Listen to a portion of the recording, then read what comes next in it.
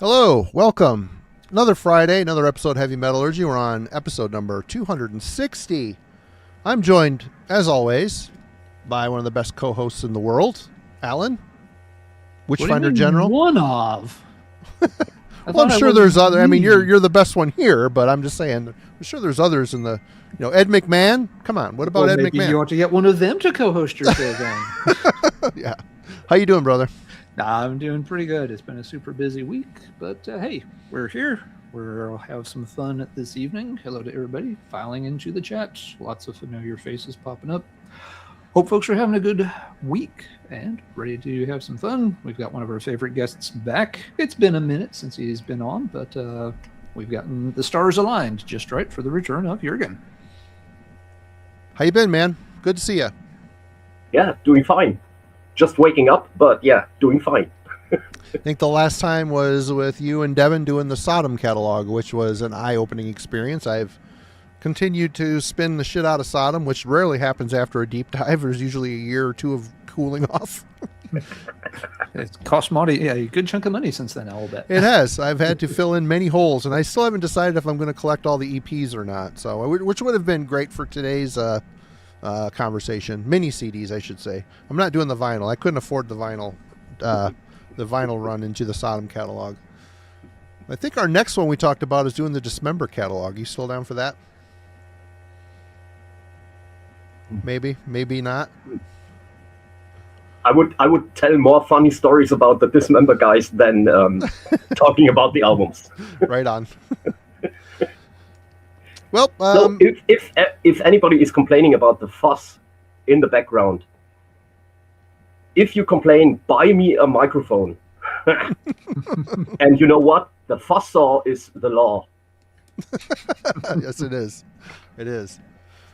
Well, it's good to see you, man. And Alan reached out to Jurgen, and they came upon the idea of revisiting the EP format. Mm-hmm.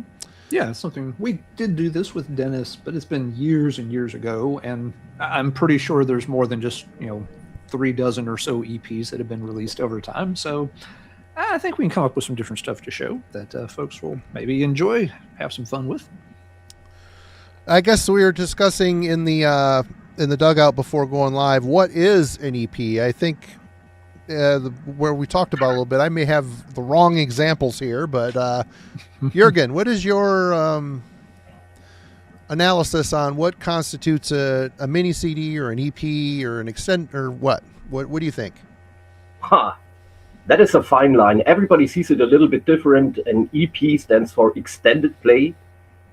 Some people call it a mini LP. That is probably when you have 6 songs. So you've got 30, 32, 33 minutes of playing time. What is Slayer's Raining Blood is not even 30 minutes long, but it's a full-length LP. Yeah. So a maxi single is the extended version of a single. So it's an extended play EP as well. So we probably gonna pull something wrong that some people are complaining. This is not an EP. This is a maxi single. This is not an EP. This is a mini album. So who cares? Yeah, we're here to talk about this. That's about it. Talk about the music on these pieces of music on these pieces of format for sure. I've got a better version of it. EPs are probably my favorite format to listen to music to, because I have a short attention span, and I call them short attention span records.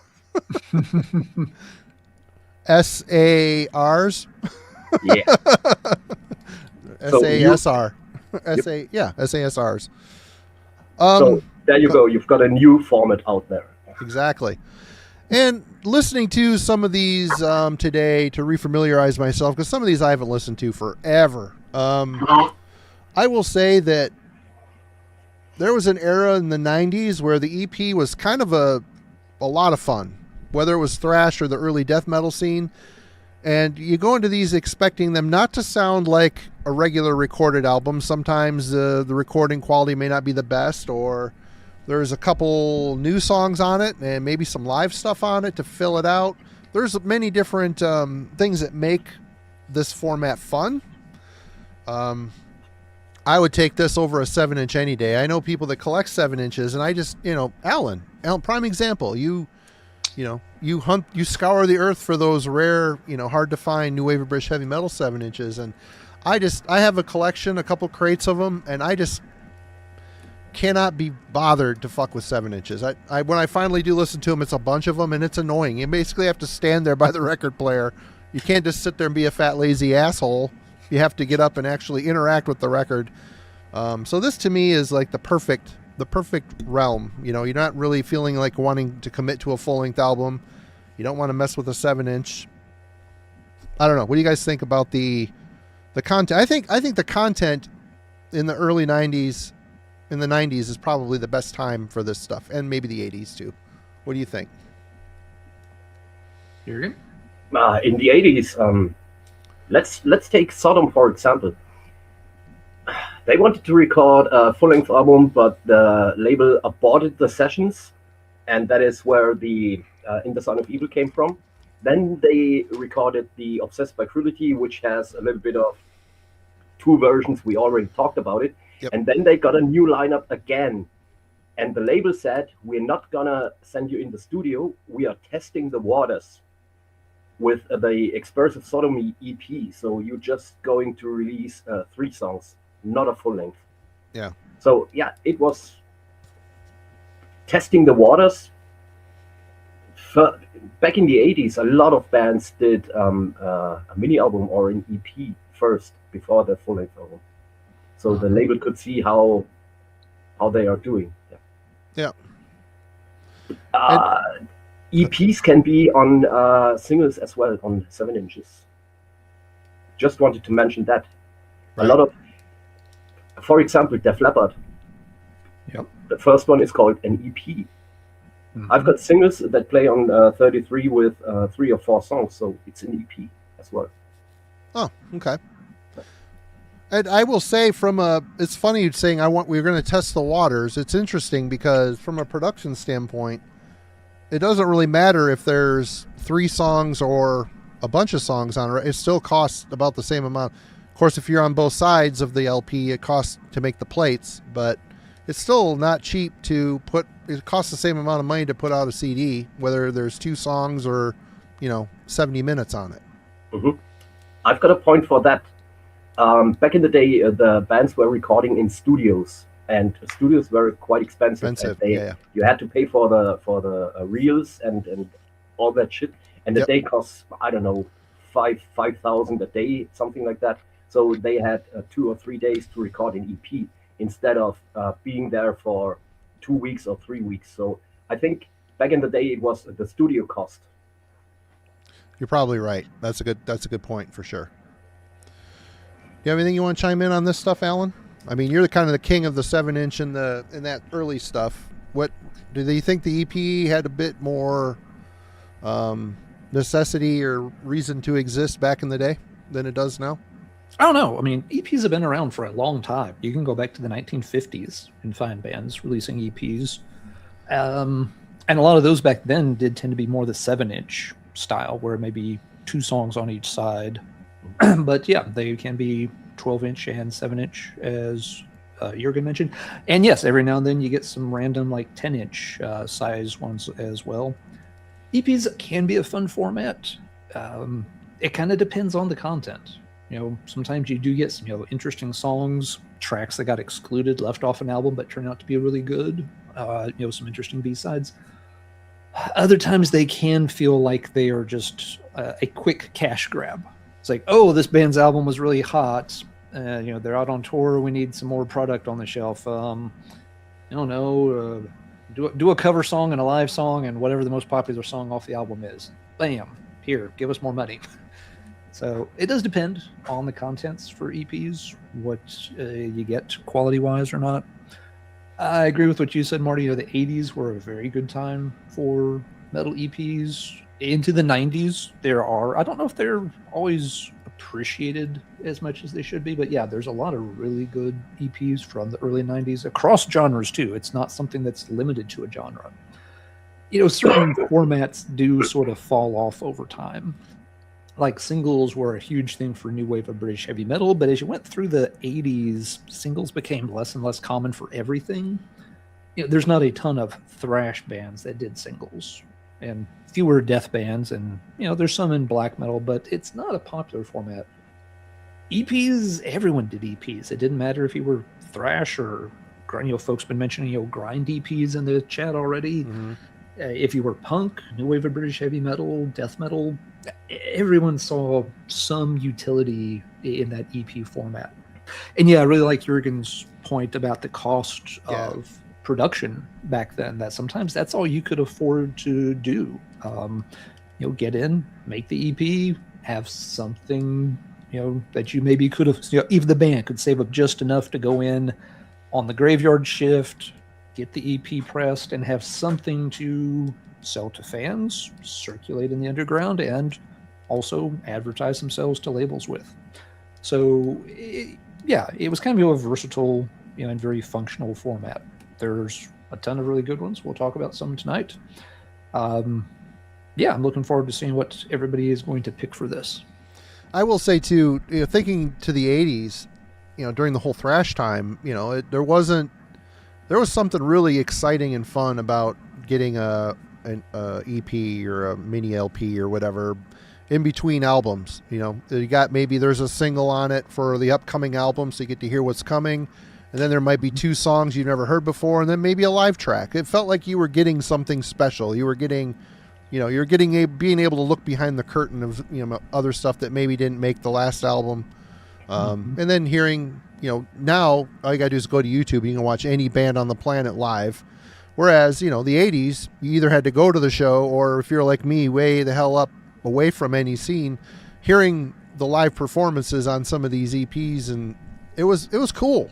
It was cool to hear the band in their natural habitat, so to speak. So yeah, I've always been kind of partial to this whole style. Yep. Yeah, I don't mind them. I go through phases. There are phases where I'll play a lot of EPs, and there are other times where I don't. And it's mainly, I think, just related to what you mentioned before, Marty, the having to constantly change them. Yeah, if I'm sitting down to listen to something, I do want to sit and listen and not have to, get up and flip something every 2 or 3 songs. So that is a factor for sure. And yeah, I guess just back to Jurgen's point about what counts as an EP and doesn't, it is hard to nail down. I think for a long time, EPs were always like a 4-song release. Singles were 2 songs. 3 songs was, could be an EP, or it could just be like you had things where like singles were put out on 7-inch, but if they pressed them on 12-inch, they would add a 3rd song to make you feel like you were getting something extra for the extra cost. But it was still treated as a single, but it has 3 songs on it. And so you get a little weird there. And with, different formats and stuff, we were talking about this backstage. Sometimes you get, you may have something that has 4 songs on it, but every song is 10 minutes long. Does that count as an EP? It doesn't feel like an EP when you listen to it, but it also doesn't necessarily feel like a full album. So the lines can get real blurry. I don't think you can really define it as this number of songs or this amount of runtime, especially as we've got, time has gone by and genres have tried different approaches to songwriting. I think it's a lot harder to point to something and say for sure that's an EP versus that's not an EP compared to what it might have been in the 80s and early 90s. Yeah. All right.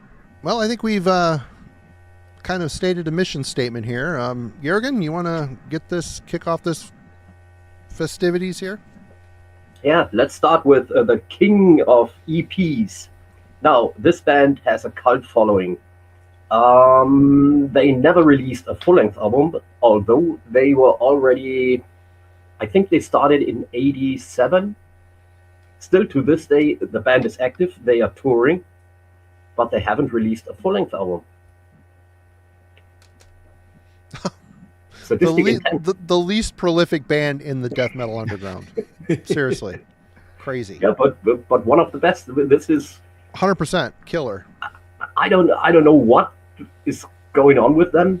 They're touring and they're playing shows. I don't get it. Yeah, they're releasing. They are now on the vinyl releases are on Iron Pegasus Records here in Germany. I think they do it themselves, or Dark Realm, their record shop. So they released that stuff on their own. They've got a licensing deal for Germany, of course. It is rumored they recorded an album, but it was ruined due to a flood or lightning strike, something like that. It was a dude from Agent Steel that recorded it too. The guitar player, Bernie Versailles. Is that the name? Am I wrong? Yeah, the Second Coming. The Second Coming of Darkness. It was what it was going to be called. I remember seeing ads in magazines for it. Coming soon, The Second Coming of Darkness. Like, cool. I mean, if you've lost your recordings, why don't you just go record it again? I don't. It's been so many years. Huh. So yeah, at least when this is not an original, I won't pay the price for an original Resurrection EP. Yeah. So they have been. This is a 1994 recording, so it has the EP on one side, the 6 songs. You can argue about that. Is it an EP? Is it a mini album? But it's got bonus tracks, so live recordings and rehearsal tracks as bonus tracks. So this is worth getting. Nowadays, they seem to release only 2 or 3 songs, but they do, at least here in Germany, they do split EPs or split mini albums, whatever you want to call it. Yeah. The last one was with, I think it was Pentacle from Holland. Yeah. Great band, by the way. Oh yeah, they got a new EP out, with a band called from Spain called Deathfucker. So the new Pentacle is excellent. Cool. I should have put that. So you bought an actual new release? Hold on a second. What has been going on since the last time I saw you? You're buying new releases? Everybody, hold the phone. It was released on Iron Pegasus, and the guy behind Iron Pegasus is a good friend of mine. So yeah, right on. I got it. Great start. Awesome. Great pick. Alan. All right. Well, to set this up, once we decided on this topic, I decided that for this episode, I was going to stick to just old school EPs. So it'll be 80s. There might be 1 or 2 90s releases, but definitely sticking to older stuff, and only 12-inch EPs. Because I was digging around on the 12-inch shelves anyway. It's just like, we'll just keep it all the same size. So no black metal, death metal stuff for me tonight, really. Just old 12-inch EPs. Some will be well-known, some won't. I will start with something that is well-known, that matches my shirt. The Dungeons Are Calling by Savatage. And this is one where, again, you start to get into a little bit of that, EP versus mini album thing. It is 6 songs, which always felt like a lot for an EP to have. But Dungeons Are Calling always gets referred to as an EP, so we're putting it here. Great release. The cover always made me laugh because I always thought, this is like, a big turkey baster thing. Totally. Yeah, which it isn't, of course. But this was a big step up for me from Sirens. The Sirens album is good. It has some, classic heavy tracks on it. I feel like, it is a debut album, though. It is a band still finding their footing. But, on this, all of these tracks are just, really monstrous. The band is in full gear here, for sure. So definitely like this one more than Sirens. The band obviously went on, to even bigger and better things, but everything on this is just really top notch and seemed like a good one to kind of start us off with. There are a lot of, very well-known bands from the 80s that, like you said earlier, Jurgen, they started out early on with, EP recordings. They were quicker, easier to do, cheaper, all those things we talked about, and kind of helped keep the band's name out there. And this has always been a favorite. You can get this as bonus tracks on lots of the CD versions with Sirens, which is a cool way to have both in one place. This one, for folks that care about that kind of thing, is an old green combat press I've got. But yeah, one of my favorite bands and one of my favorite releases by them. Savatage. The Dungeons Are Calling. They're calling you, Marty. What are you going to show them? Isn't that the Dungeons Are Calling and Sirens? They were both recorded in the same sessions, I think. I don't know for sure. I have heard that, but it would make sense. I mean, the material's pretty similar. The only reason I'm not certain about it, it does seem like a lot of the stronger, kind of slightly more aggressive songs ended up here compared to some of the stuff on Siren. So if they did get all recorded at once, I feel like the tracks got divided up in kind of a funny way. It's like, Sirens has some of the slower stuff and a few of the just more mediocre tracks ended up there, while Dungeons got almost nonstop bangers. All right. Well, my first one is the only cassette I'll be showing, and I have only seen a copy of this it was at a friend's house. He had, I think it was a 10-inch, but Entomb's Crawl. Anybody has a spare copy of this they wouldn't mind getting rid of on vinyl? Hit your boy up. But yeah, this is 3-song EP. It's Crawl, Forsaken, and Bitter Loss, but what makes this a little bit different is it's in between Left Hand Path and Clandestine, and it features the Nirvana 2002 vocalist Orvar Safstrom. I'm sure I'm saying it incorrectly. Oh, there it is. Is it a 12-inch or a 10-inch? It's a 12-inch. 12-inch. Yeah. I always loved this EP. I love Orvar's vocals on it. I think he would have been great on Clandestine. I kind of wanted to hear that material with him singing it. Wasn't a big fan of Nicky's voice on Clandestine. Okay, but anyway, this to me is prime EP real estate. You got a different singer singing it. It's just cool at this time. You're in between albums. You're wanting to hear what's coming next, and it's got an old song redone on here, a couple of them. But Crawl, that was at the time a new song, so. Absolutely cool. New artwork. The whole thing just felt like, just keeping the fan base excited about what's coming next. So, well, and redoing the songs with the new vocalist, I mean, that is kind of a cool way to introduce a new member to a band, give people some familiar material that they already know they like, but they can hear this kind of new, here's what it's going to sound like, if you see us live now, we've got this new frontman. But he didn't stay. He didn't. It did. I don't know what the deal was with the whole thing, but this was a one and done for him. And Nirvana 2002 didn't do much either. They put out that compilation, the Relapse put out that compilation CD years ago that was killer. Some cool shit on it. But what could have been, I guess. Jurgen. This next one, this EP was very, very important to that band. They were on a way down in the mid 80s. Because the record label forced them to make more accessible music, more of a poser style. I don't know. The albums that I'm talking about are Stay Hard and The Pack Is Back. They were on Atlantic. Yeah. So the label forced them. They were still on Atlantic releasing that.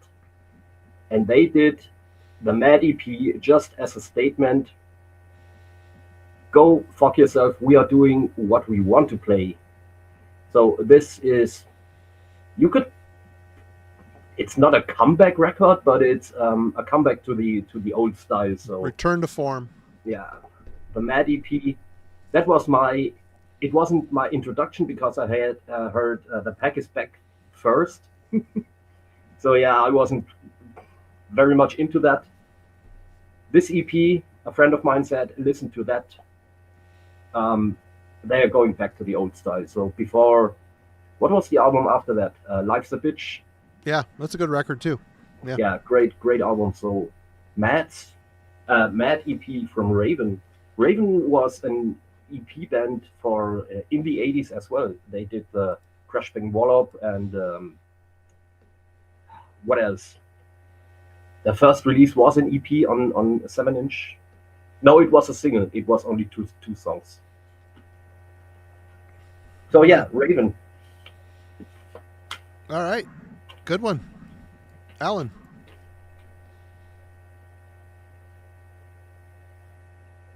You're muted. Thank you. Yep. trying to get some things re-sleeved without making a ton of noise. This one comes from Belgium, 1983, so pretty early. It is Ostrogoth's Full Moon Eyes. This is a very good EP. It's kind of the perfect example of Euro metal from the early 80s. It sounds kind of rough and gruff around the edges, but very catchy, very high energy. It can sound a little dark, but it's also the best thing Ostrogoth did, in my opinion. They did several albums after this. It seemed like with each album, they got a little bit less interesting as they went along. So it's like the first album, that's pretty good. Not as good as the EP, but still good. The next album's like, that one's okay. By the time you get to the third one, it's like, I'm not sure about this anymore. But Full Moon's Eyes is a very cool one. Kind of a cool little cartoon critters there, gargoyles or something on the cover. But yeah, these tracks rock really good. Paris by Night is good. Rock Fever's a very fast-paced one. Full Moon's Eyes itself is kind of the classic on here. You must beware of the full moon. And again, just fun stuff. You don't get fun stuff on albums as much anymore. You wouldn't put this on an album these days, probably. It's an old one on Mausoleum. Mausoleum did not have the best reputation as a label back in the day. It was sort of seen as definitely like a second tier, maybe a third tier label. It was the kind of label that bands got signed to and nobody else would pick them up. But I think in hindsight, a lot of folks sort of recognize that Mausoleum did put out a lot of good releases. They just didn't really have the same kind of distribution or circulation as some of the bigger labels. And I've heard that mentioned that it may have also just been a part of the geography. That, bands in the UK or Germany, it was easier for those labels to get plugged into distribution networks, whereas, for something like a label from a place like Belgium, they, weren't as plugged in sometimes. So maybe that was just part of the issue too, that people didn't get to hear the Mausoleum releases as much. But this is a great early one. Ostrogoth's Full Moon Eyes. If you like early 80s European metal and haven't checked this one out, maybe you heard like one of the later LPs and thought they sounded a little weak, go back and check out the EP. It is, yes, classic material. All right. Good one. And we're going to go with another classic here. Oops. Nuns Have No Fun. 4-song. Absolute classic. This is a band that at this point hadn't really found their true... They're still working it out a bit here. These songs are all killer. You got Corpse Without Soul, Nuns Have No Fun, Doomed by the Living Dead, which is a great song. Devil Eyes. They refined themselves, and by the time they put out Melissa, they had hit a stride that was just evil. This here isn't evil yet, maybe a little blasphemous, but this is still a band that is completely unique from anything else going on in the scene at the time, which obviously King Diamond's vocals are very divisive. People either love it or hate it, but still, there was a sign of great things to come here, and this is a great start to a short but awesome career. A very influential band, for sure. And I've always loved the music on this. I've loved almost every era of Mercyful Fate, other than towards the end where they were putting out records at the same time as King Diamond. The two bands kind of were tapped out. There wasn't a really strong quality between both. A lot of the material was being spread thin, is what I'm trying to say. So. Nuns Have No Fun EP. Just to be clear, Marty, you said, it's blasphemous, but not really evil. It doesn't have the vibe. It doesn't. It still has a kind of a rock. The evil to me is that atmosphere. You listen to Melissa, the sound of a demon bell, or the song Melissa, or Don't Break the Oath. That whole album, The Oath. All those songs just have that evil atmosphere. That's true evil to me. Just singing about Satan and stuff.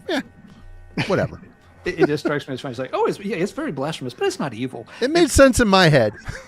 It immediately makes me think of like the old Shangri-La's song, "The Leader of the Pack," where there's this talk for folks that don't know it. It was like a girl group in the '60s that had a huge hit talking about like Twisted Sister covered that song, I think. This dating a rebel boyfriend, and there's a talking part in the bridge where the like other girls are asking about her boyfriend, like, is he bad? And the answer is, well, he's good bad, but he's not evil.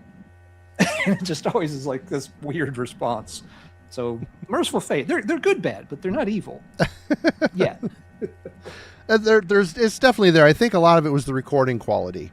Maybe if those songs were recorded in the same studio as the albums were, then they may have achieved that. But I'm not discrediting the EP. I think it's killer, but I don't. No, I know. It's just a funny turn of phrase. Right on. And it made me think of the Shangri-La's, which isn't something that pops to mind every day. That is, yeah. You're probably the only person on the internet that had that thing pop into your head because of your history. I'm special. Yes. All right, Jurgen, what do you got next? Let's go to Austria. And yeah, I'm going to do it like that. I had that in my pile too. So Pungent Stench, their second EP. Dirty rhymes and psychotronic beats. Make sure this is not going... Oops. This is a special one. It has my favorite track by them called Viva la Muerte. They started to get a little bit more rocking there. They did some weird cover stuff from another Austrian, very controversial Austrian band called Tradivabal. And they have a techno remix on it. And actually, I really like... It's the song, I can't read it here. Why Can't the Bodies Fly? I like that one. Yeah, that is the cover song that I was talking about. Yeah. That is a cover song, yeah. Blood Pus and Gastric Juice, and a techno remix. And I really enjoy it. I don't know why. I'm not a techno fan. I'm not an electronic fan, but I think this version is cool. It's where the band really amped up the perversity of their whole shtick. It really started to get twisted and really weird. They had that on their first two albums, but not too... They were getting a little bit more sectional with this. Yep. And they continued that with Club Mondo Bizarre. Yep. So that is probably... Yeah. Clista Boogie. Yeah.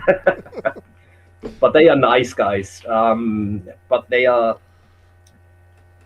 they don't pretend to be a little bit sexually twisted. They are. Yeah. Yeah, there's a little love. You can tell there's a little bit of love and conviction in some of those lyrics and the way they're presented. It's like, okay, maybe this is more than a shtick. Yeah, they live that shit. So. Right on. They live that shit in... Yeah. Take it word for word. Yep. Nice guys, though. All right. Good one. Alan. All right. Well, we should show some new wave of British heavy metal EPs. And again, for those just tuning in, I'm sticking strictly to 12-inch EPs, older stuff tonight. This is a really good one that does not get mentioned much because I don't think it's as well known as some of the others. It's a band called Traitor's Gate, and it is titled Devil Takes the High Road. Yeah, kind of a simple but cool picture there.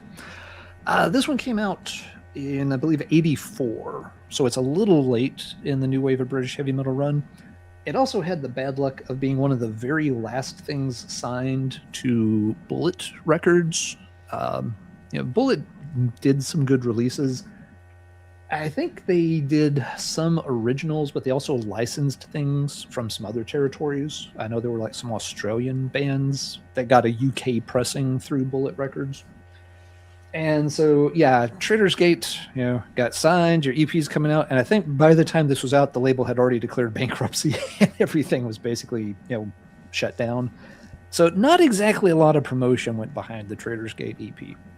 Which is a real shame because it is a really strong release from that era. You've got a really good vocalist, excellent compositions, great guitar work. The title track, Devil Takes the High Road, is a classic new wave of British heavy metal track. It is not just one cut, but like 2 cuts above the average band's output from that era. The flip sides are good too. Shoot to Kill is a very fast one. They're picking up the speed there. And Love After Midnight is more pacey, but really nice atmosphere, builds really well. It was a talented band, and it's a real shame they didn't get to do more back in the day. I believe they had a demo or 2, and you have to be a little careful. There were other bands using the Traitors Gate name. Back in the tape trading days, I found somebody who had Traitors Gate demo. I was like, yes, perfect, please. Let's include that in the trade. They sent it, and I was listening to them just like, what the hell happened to this band? I mean, it just sounded awful. Well, it wasn't the same Traitors Gate. Oops. So yeah, you do have to keep that in mind. This the original EP is a bitch to find. It gets kind of expensive, and it's one of those really thin, flimsy UK sleeves. You can see it waving around on camera. So it's not easy to find in good condition. It has gotten the anthology treatment, though, so it's much easier to find the material for a good price. And yeah, for fans of that early 80s stuff and kind of the later period new wave of British heavy metal, this is a real gem. It's absolutely a gem of new wave of British heavy metal. If you've slept on it or just never heard of it, this one comes very, very highly recommended. It's on that top tier of stuff from that era. Traitors Gate, Devil Takes the High Road. And we'll pass it over to Marty. Right on. All right, well, yeah, this is Possessed, Eyes of Horror. You've got 5 songs. It's probably a mini LP. I don't know. I might be cheating a bit here, but I always really liked this. Of course, 7 Churches, absolute classic. And Beyond the Gates has always struggled a bit for me because of the sound. I know that's lame, but for some reason, there are a few albums out there where a guitar sound impacts an album so severely, and that album does for me for some reason. It has such a weird sound. I just played weird. It last week at random, and I'm just sitting there the whole time like, is something wrong with my speakers? No, it's just that album. And even this album is weird. It's got a weird tone. It doesn't sound like the Bay Area really at all to me. But first of all, I've always been super drawn to the cover. The cover art's killer, and the songs on here are all great. It's all tracks that were new to this single or this LP EP, and they're all really good. Produced by Joe Satriani, who was Larry Lalonde's guitar teacher, and of course Larry Lalonde was in Blind Illusion and also went on to be in Primus. But yeah, this is their last piece of music for quite a while, and it's, before Becerra's accident, his attack and injury. But I've always really liked the material on this. It gave them a unique sound. They weren't trying to be proto-death. It was just a thrash band. It was writing good songs with an interesting kind of slick production. Again, it's a weird guitar sound, but it's it works here. It works with this material. It gives them an interesting, polished, but good sound. Yep, agreed. A lot of folks quote that as like,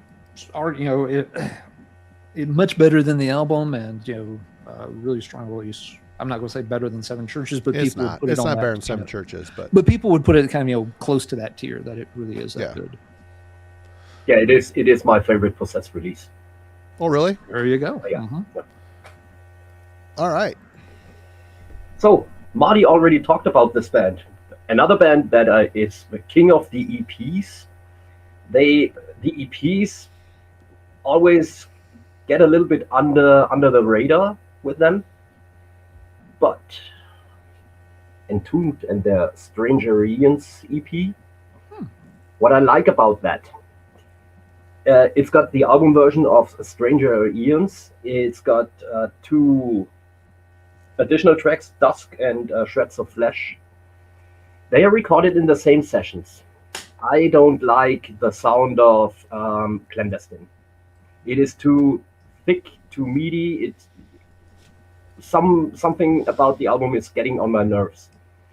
The 2 additional tracks are recorded in the same sessions, but they are mixed different. So they don't have the annoying bass drum sound the album has.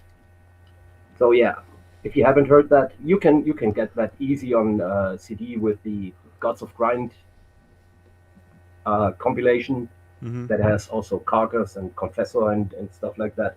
And yeah, like I said, king of EPs. Yeah. They do that all the time, but they don't. Yeah. I like They the are not design. really I like the allowed. design on that cover too. It's interesting. It's different. Oh It's yeah, cool. yeah. Mm-hmm. Yeah. They did the Hollow Man EP. They did. Oh, what else? The Crawl. When in Sodom EP, Crawl. Yep. I think I've got them all. Yep. Awesome. Great band. Yeah. All right, Alan. All right. We'll go with, yeah, and kind of obscure US one, but real banger. How many songs does this one have? 5 tracks, but it's under 20 minutes, so very short to the point. It's a band called Stormtrooper. The EP is called Armies of the Night. Cool cover. It is a very cool cover. This is one on the old, is it Azra or Ironworks, technically? Those two tend to run together. But yeah, very cool cover graphic. I mean, it looks like it's going to be, some kind of medieval fantasy, metal, which would be appropriate for an 85 US release. It's really not, though. This is very aggressive, kick your ass, but it's heavy metal. It's not thrash. It's not proto death metal or anything like that. It's just really aggressive, cranked up, short and to the point songs. So the song structures make it feel maybe like a little punky or hardcore, but you don't get a ton of that in the sound, maybe a little bit. So it's kind of in this weird space where it's like very short, heavy, aggressive songs. The vocals are kind of aggressive, but it's a little too early to fall into any of those more extreme metal categories. But it's an absolute ass kicker from start to finish. Great tracks. And again, they're all very short and to the point. Maybe I'm trying to think of something good to compare it to. Maybe if you just took Motorhead, amped them up a bit, and kept every song at about 3 minutes or less, you're in the right ballpark for what they're sounding like. Really, really strong material here. Sadly, the band never released anything else. I was just double checking Metal Archives a minute ago to see if maybe there was like an anthology or something later on. This was it. There's no demos listed. There's no anthologies listed. They showed up, they made this one EP, and disappeared back into the night with the rest of the army, I guess. I don't know. But if you stumble across this one, I mean, it screams metal on the cover anyway. If you find it for a good price, you'd be crazy to pass on it. Definitely pick it up. It's gotten really hard to find, like a lot of those early Azra and Ironworks stuff. It's also gotten kind of pricey when it does turn up. But I can't imagine that if you found it, you'd want to get rid of it. It is just prime ass-kicking, full-throttle heavy metal from 85. If this band had come along just a couple years later, they probably would have be lumped in with more like, the aggressive side of thrash or early death metal. They're just too early for that, so they're not doing that style. But what they're doing really, really smokes. It's really good. Stormtrooper, Armies of the Night. God, I wish they'd released more stuff because they really know how to kick ass. All right. Never heard of it before. Never seen you show that record either. That's the first. I tried to dig out again some tonight. That was part of sticking to the 12-inch older EPs. It's like, let's pull out some things that it's either been a long time since they saw the light of day or that maybe I haven't shown at all. So there'll be some more obvious ones too along the way, of course. But yeah, gonna pull a few obscurities. I was promising folks like Frank and Aaron this week, like I'll pull some odd, old, obscure stuff that you guys will dig. I'm sure Jay's going to dig a lot of it too. All right. Killer. Well, it says right on the album cover, mini LP, so right away I've sunk this, but screw it. Self-titled Halloween album. God damn it. This is 5 songs. Drink. Wait, wrong drink. Drink. I was waiting. I held for your consumption of alcohol. Thank you. I wasn't about to show it because I knew you'd have that base covered. Yeah, debut release, Starlight Murder Warrior, Victim of Fate, Cry for Freedom. God, great sound, absolute killer speed metal inspired heavy metal. I mean, I know this is a favorite of Jurgen's for sure, and it's a favorite of mine. What an absolute banger! Oh, What a opening statement. Perfect. What an opening to an EP. Yeah, exactly. Yeah. Which Starlight was on the Doomsday News comp, so that's introduction as well. So, Marty, that little intro jingle they do, that could almost be a bunch of Smurfs singing in the background. I'm not saying they're not, but I'm not saying they are. Happy Halloween, Halloween. Good. It's got a Smurfy kind of thing going on. I'm just saying. I wish I did, Carl. They owe me money. They owe this channel money for all the support. We've converted people into Halloween fans here. We need some kickback for sure. Let's see. Oh, Vidar. Yeah, I remember Nuclear Blast doing some of those. They did a saw shape for a Dimmu Borgir. They did a weird shape for In Flames. Black Hash Inheritance, which my buddy put that in his computer hard drive to try to play, and it shattered the disc. Yeah. He was pissed because he liked that EP a lot. Dissection, Where Dead Angels Lie was also a shaped CD. Yep. Vidar mentioned that one. Hypocrisy. Oh, that's right. The one with the chicken. Like a chicken, yeah. The chicken, yeah. Oh, I've never seen that one. Yeah. A chicken? Yeah, it's like chicken hooked up to like all the like skin chicken hooked up to all these wires and stuff. It's weird. goofy. I'll have to look that up. I don't know that one. All right. Jurgen. This is an example for split. This is basically 2 EPs on one full-length album. So it's got Overdose on one side, and you flip it over. That I always thought that was pretty cool. Yeah. This EP, I always have to laugh when I hear the song Antichrist, because Igor Cavalera, he was not very good at drums at that time. So when he plays, well, he was only like 5 or something at that point, wasn't he? Yeah. Yeah. When he plays the blast beat in the verse, or in the chorus rather, he doesn't play the bass drum because that would have been too complicated. So he's only using the snare and the hi-hat. Have you ever noticed that? Never paid attention. Listen to it again. And I mean, the intro alone with the slowed down, the end is near, blah, blah, blah. And you always consider Sepultura a thrash band. In the early days, they weren't. And they were stating that on the inner sleeve. So Sepultura is a fucking death metal band. There it is. Yep. Yeah. I wonder why Roots doesn't have the death metal logo with the inverted cross, but yeah, I'm sure they just they forgot it. It's on my version. They didn't put it on your version, only the import. Oh no, the German version doesn't have that. Oh, weird, huh? It's all over the U.S. version. It's on like the inner tray art and everything. Oh yeah, and every page of the booklet, and yeah, I need to get the U.S. version of Roots here. You can if I can find an extra one that shows it, I'll hook you up. I will warn you, the German copy seems to be pretty common around here, so it might take me a while. Okay. You can never have enough Roots in your collection. Oh. Wow. Yeah, Sepultura, that was I pulled that out. I've shown that a million times, but I pulled that out because it's a split with basically 2 EPs on it. All right. It's funny we talk about Roots, and it's one of those albums that it should have been a Cold Lake, but it did nothing but piss off their old school fans, but it opened them up to a whole new legion of fans. So, I mean, it's like where Cold Lake and stuff like that didn't do that. Roots was one of those weird albums where if you loved them from the start, that album pissed you off, but it didn't. It got them a much wider acceptance, which is hard to think about. That's a good point, Marty. For every fan they lost, they seemed to gain 10 with that album. So, good, well played. They knew what they were doing, I guess. Yeah. But yeah, I never thought of that. Yeah, it's like the cold lake that wasn't cold. Of course, now there's a lot of revisionist history. People are like, oh, that album's not that bad. Listen to it again. Well, yeah. Okay. No, one of my friends got really hooked on that album, and I heard it more than enough in 1996 to last a lifetime. Don't need to go back there. What were you going to say, Jurgen?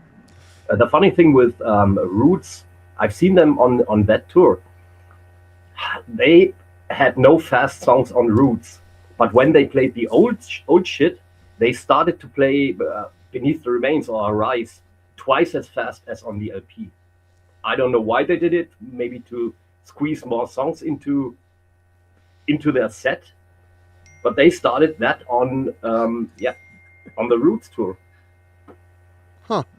That is weird. All right, Jurgen, you're back. I like Londo's. We definitely need to adopt this phrase that Londo's come up with for that, the cold lake effect. Right. I've just shown the Sepultura.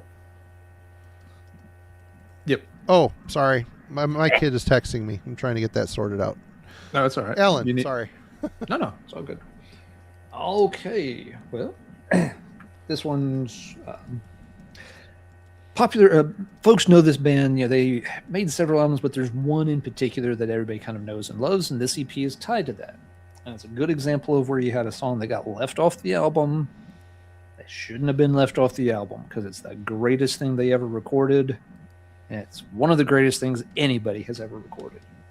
It is the Oz EP for Turn the Cross Upside Down. This comes out around the Fire in the Brain era, of course. The cover art is kind of playing on that, but I guess the candles burned out by the time they got around to taking this picture. So just kind of looking a little melty there with the skull. I think they could have found a better skull prop. I mean, that is not, out of all the skulls in the world, that is probably one of the worst. And then to put it such a focus.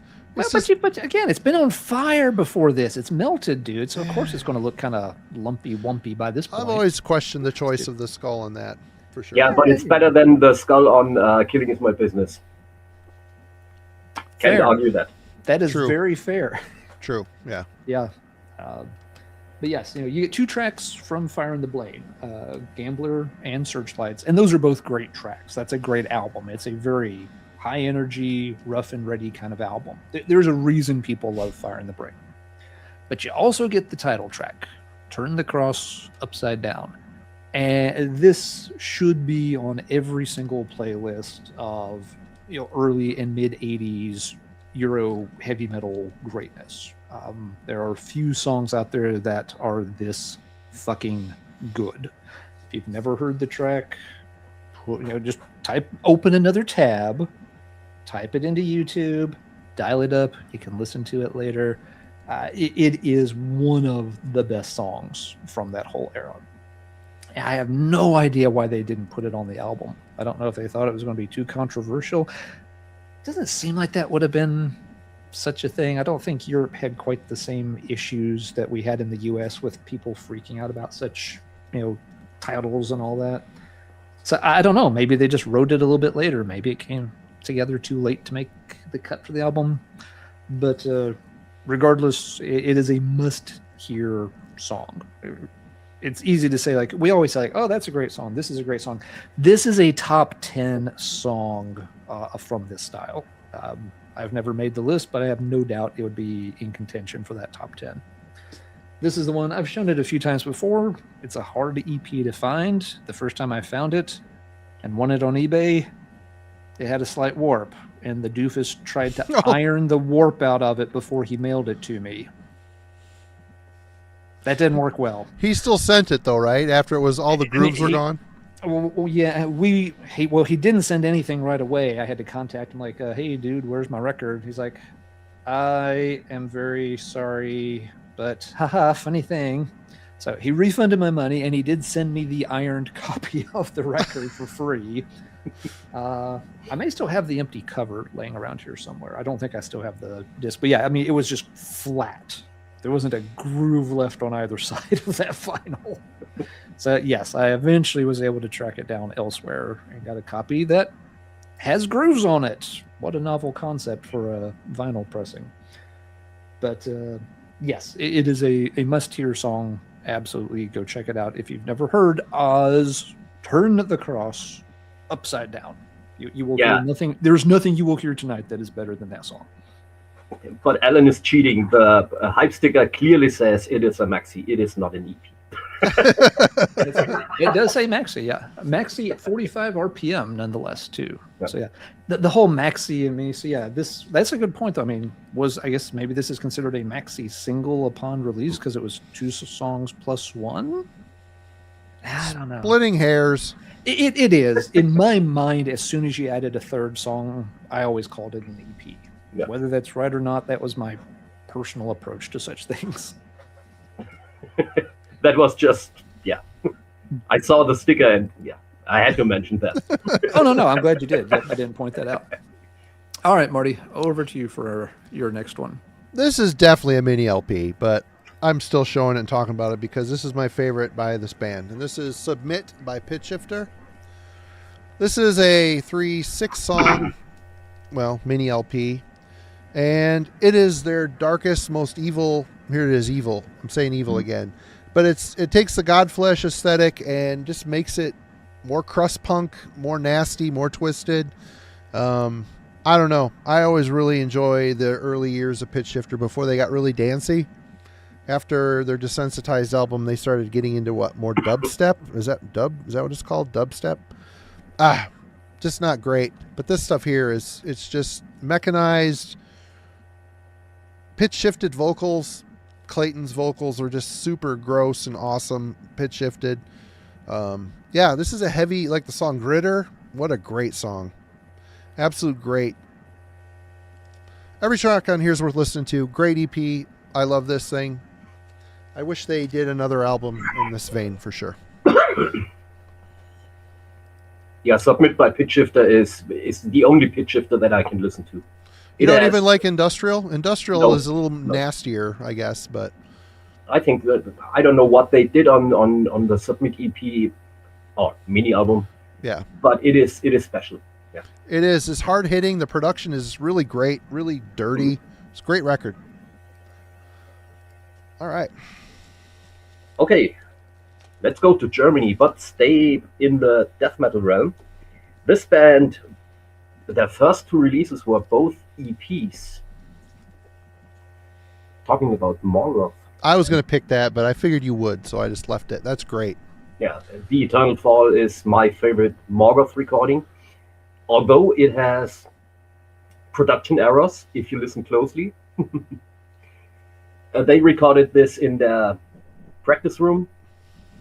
But was it Scott Burns mixed it in Morris Sound? Yeah. Their first EP, Resurrection Absurd, though, was actually their second demo. They had a short run. They only sold it for a couple of weeks on tape with a different cover. Century Media sent in the tapes to Scott Burns and let him remix the demo, and the Resurrection Absurd was actually their second demo. So first official release that was made for LP or vinyl was that one. It has fantastic songs. Mm-hmm. I like the recording because it's a little bit edgy. The cover artwork rules on that one. Yeah, I like the other one too. The other cover's great too. The face on the mountain, the red, it's cool. It is like that pizza guy from the Spaceballs movie. Oh shit, it is. Yeah. Yep. So yeah, Morgoth. Mark Grieve on vocals or Chuck Schuldiner. They sound very similar at this point in the game. It's very cool. Yeah, they do. Yeah, and they've got their first demo was called Pits of Utumno, and they re-recorded the title track for that one. Mm-hmm. If you listen to the demo version, Morgoth was more or less a harsh thrash metal band. Yeah. And they fully death metal on here. So, yep. Yeah. Great band. Mm-hmm. Alan. All right.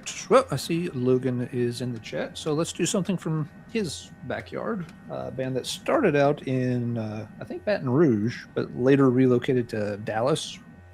Band is called Hammer Witch, and they made this EP called Return to Salem.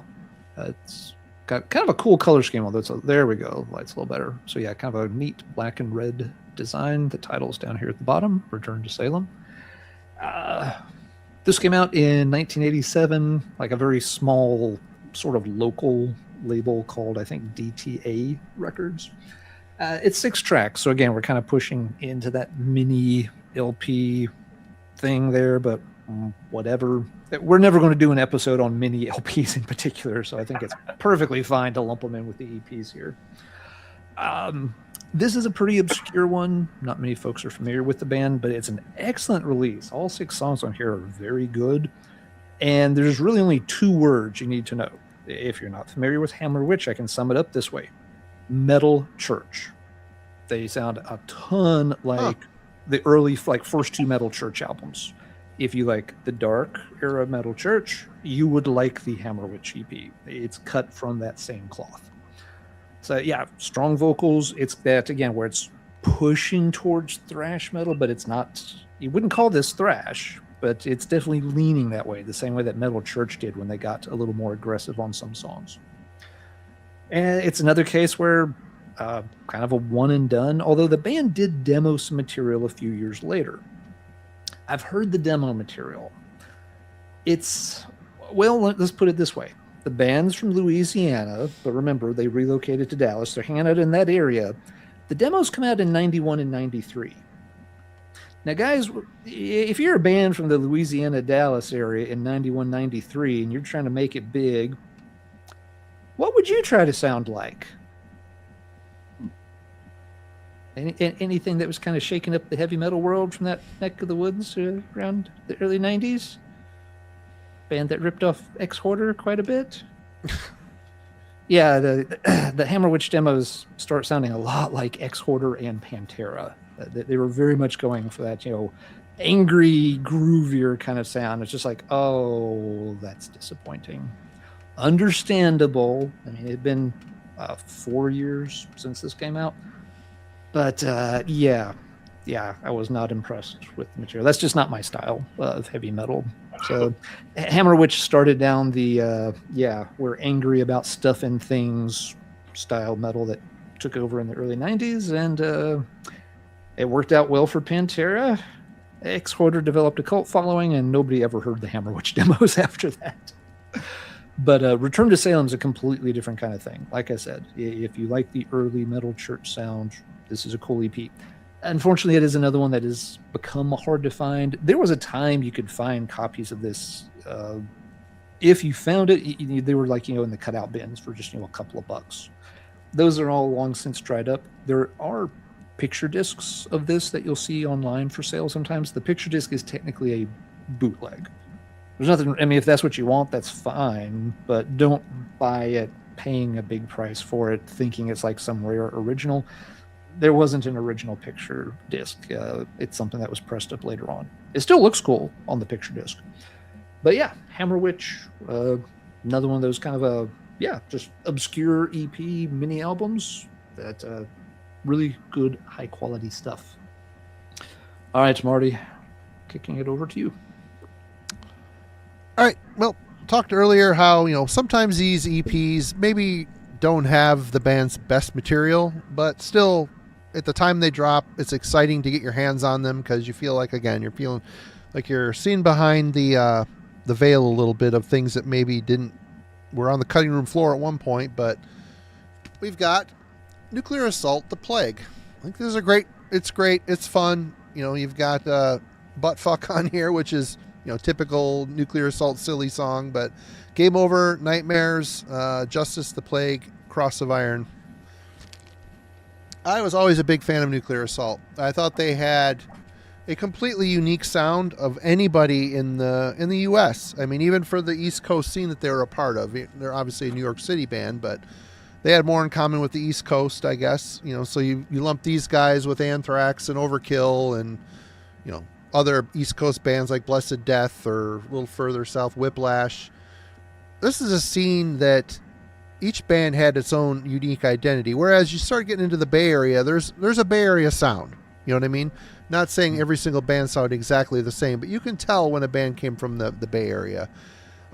This is just a fun EP getting us ready for Survive, basically, or to come after Survive. I don't remember I think this came before Survive. I'll check real quick.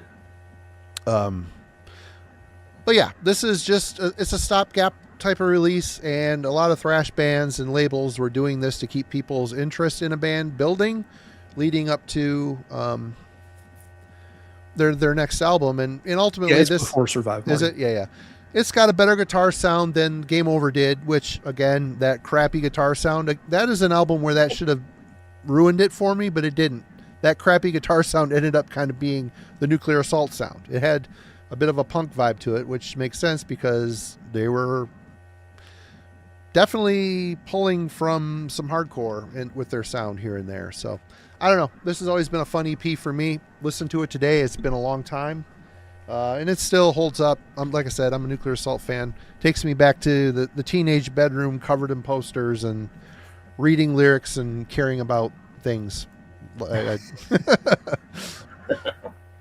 When you say it that way, it sounds like we need to have an intervention or something.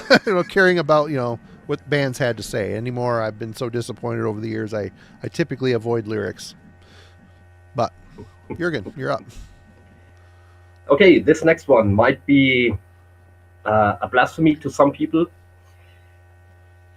I like this EP better than the album that came after that. No band logo on the cover. Mm-hmm. I think the reissue has the band logo on the cover. It's got boobies, but they look false, so you can't censor that because it's just 2 bags of plastic. What is this? What is it? This is the original Jagdpanzer EP. Yeah. Oh. Some call it Tyrants. Yep. I've also heard it called Battle Zones. I don't know why. It doesn't say Tyrants anywhere on here. Not even on the label itself. It's just Jagdpanzer self-titled. I like this more because this is rough and ready. It is okay. Jagdpanzer or Jagdpanzer were rooted in the new wave of British heavy metal, and you can feel it a little bit more on that one than on the Ample Destruction LP. So yeah, these 4 songs, I just love them, and the recording, it sounds like almost like a practice room recording. Mm-hmm. But not in a bad way. So yeah, and I always loved the cover. Yep. I found this about 25 years ago in a record shop. This is the original press, and it was 3 fucking Deutschmarks, which is around $1.50. Nice. Yeah. I don't know. Alan, do you know if this originally had an inner sleeve? I do not, because my copy is a picture disc, so mine doesn't even have an outer sleeve. All right. So yeah, Panzer. Don't get me wrong, I love Ample Destruction, but I prefer the self. Oh, that one's extremely good too. Yeah, I of course like the album better, but no, there's nothing wrong with the EP at all. That's great stuff. Metal melts the ice. All right. Ed says it did not have an inner sleeve in the U.S. Okay. Yep. Although, if it was an Azra kind of release, there could be like 15 that had an inner sleeve, 4 that had an inner sleeve cut into the shape of a picture, a Christmas tree, 3 that came with a pink inner sleeve, and then 997 copies that had nothing. Dave was weird that way with his releases. And there are a million different shapes for the Jagdpanzer single. I don't know if anybody's got all the different shapes or not.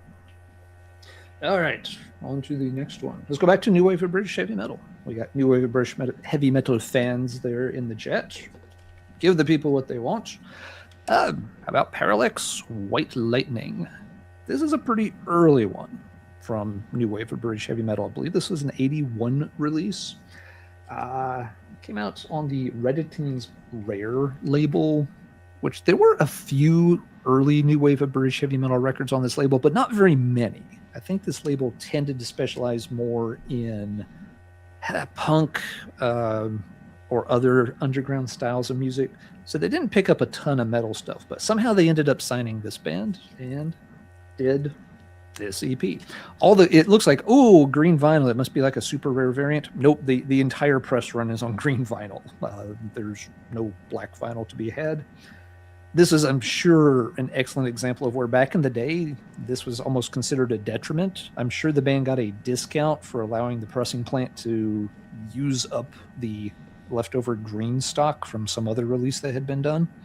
Because, yeah, back then, colored vinyl could almost be seen as a liability more so than some kind of, die-hard FOMO, buy the 12 copies today at noon on Bandcamp or lose out forever kind of thing. Good EP. It has that very rough, unfinished sound that a lot of early new wave of British heavy metal has, but there's a charm to it as well. The tracks actually do rock pretty good. The deal breaker on Parallax can be the vocalist.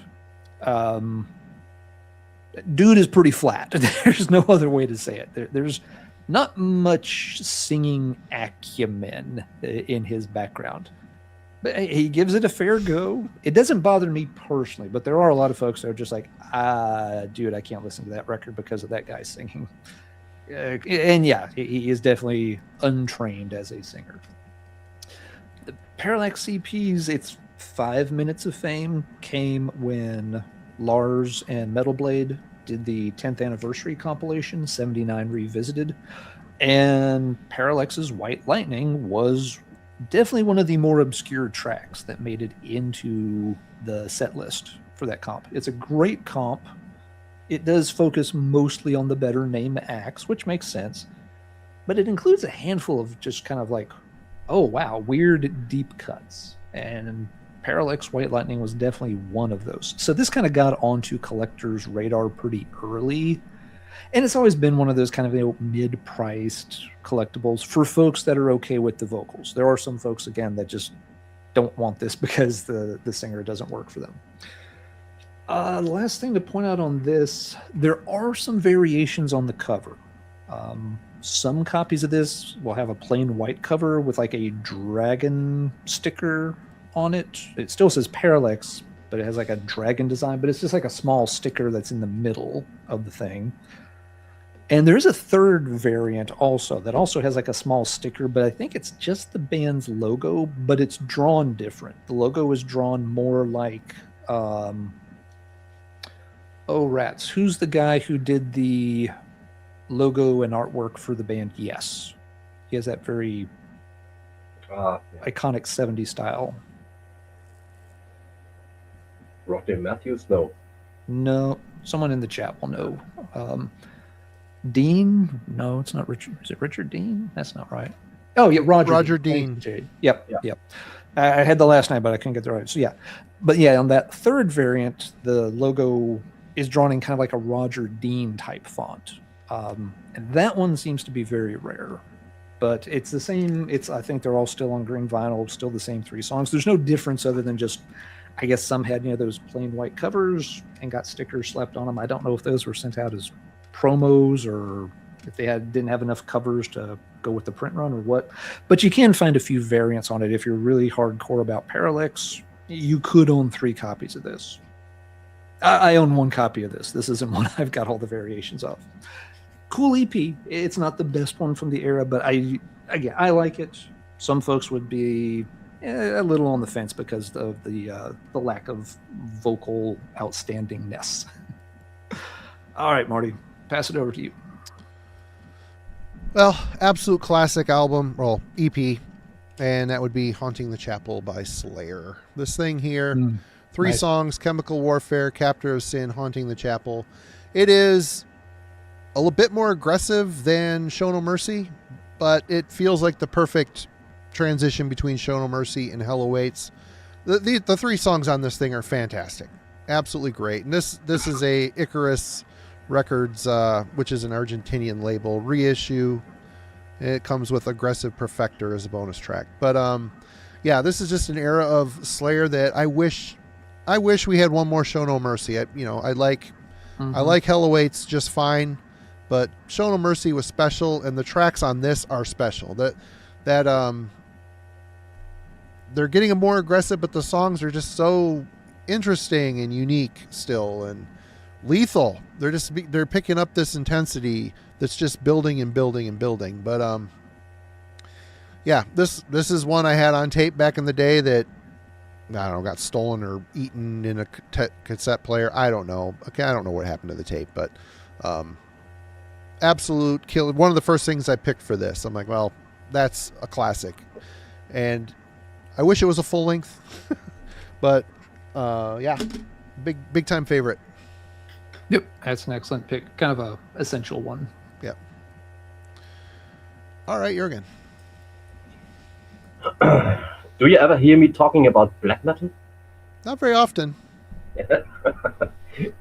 Now, black metal EPs.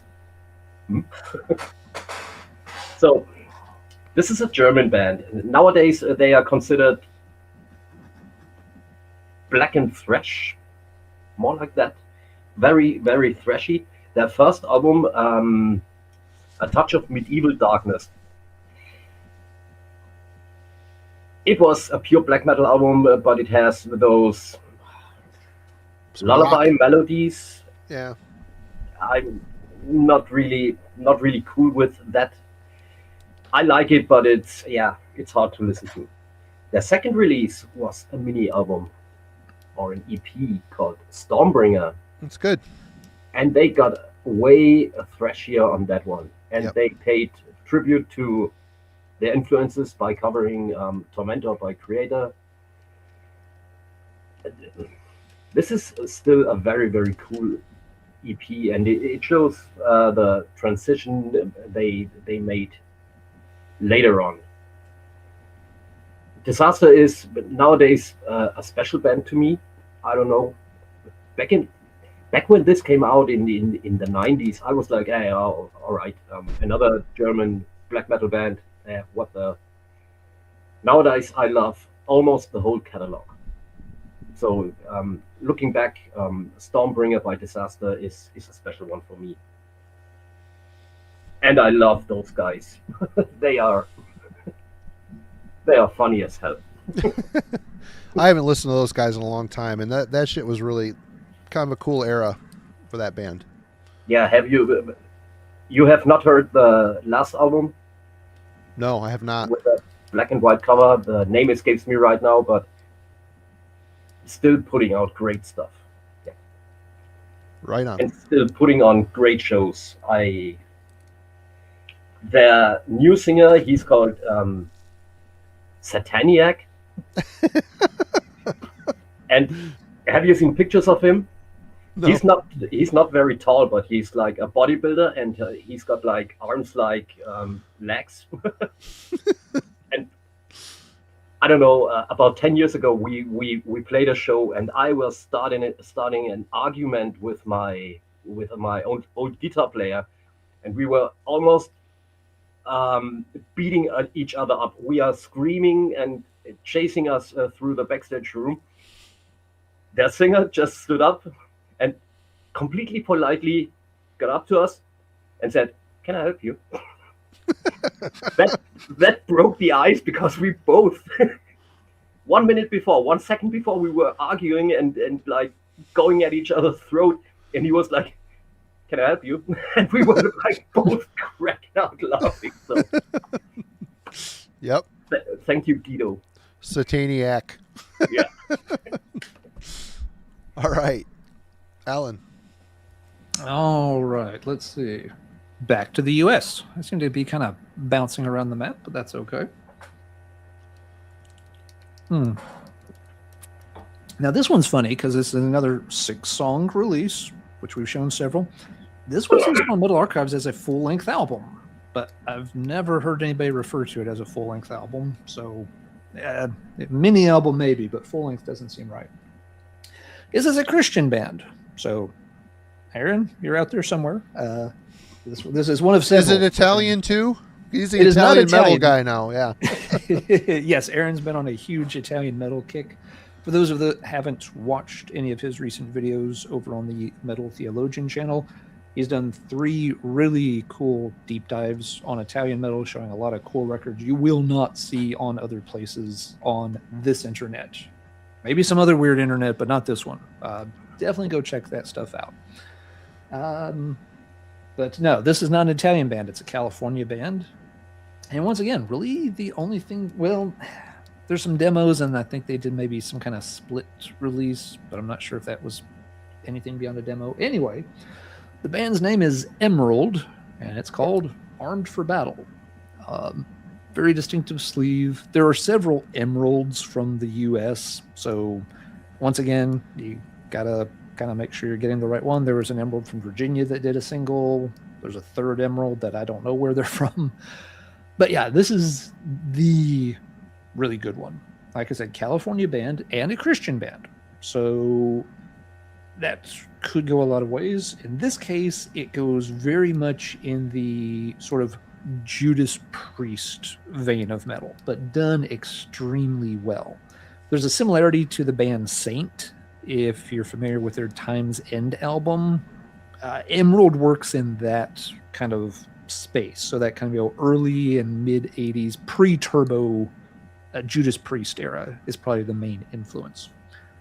The band picture here is definitely worth sharing because not only do we have the classic zebra pants, we've got the black and white leopard spot pants. You don't get the green and white pants very often. That's a unique and twist. Yeah, this guy's rocking some serious Wizard of Oz shit over here with his pants. And wrestling shoes. Yeah. All 3 of these guys totally went for it in the pants department. Huge props on that. Excellent music. A vocalist here is extremely good. Nice range. Some of the songs actually have almost a slight doomy quality to them. They can slow down and get a little bit of an ominous vibe on tracks like Reach for the Stars. Other songs just, again, stick to that classic mid-range, traditional heavy metal of a Judas Priest influence. What else is there to say about it? The EP, unfortunately, has become a real pain to find because heavy metal fans like it. Christian metal fans love it to death. So it's getting collected from a couple of different angles. And the band didn't really get a whole lot else put out.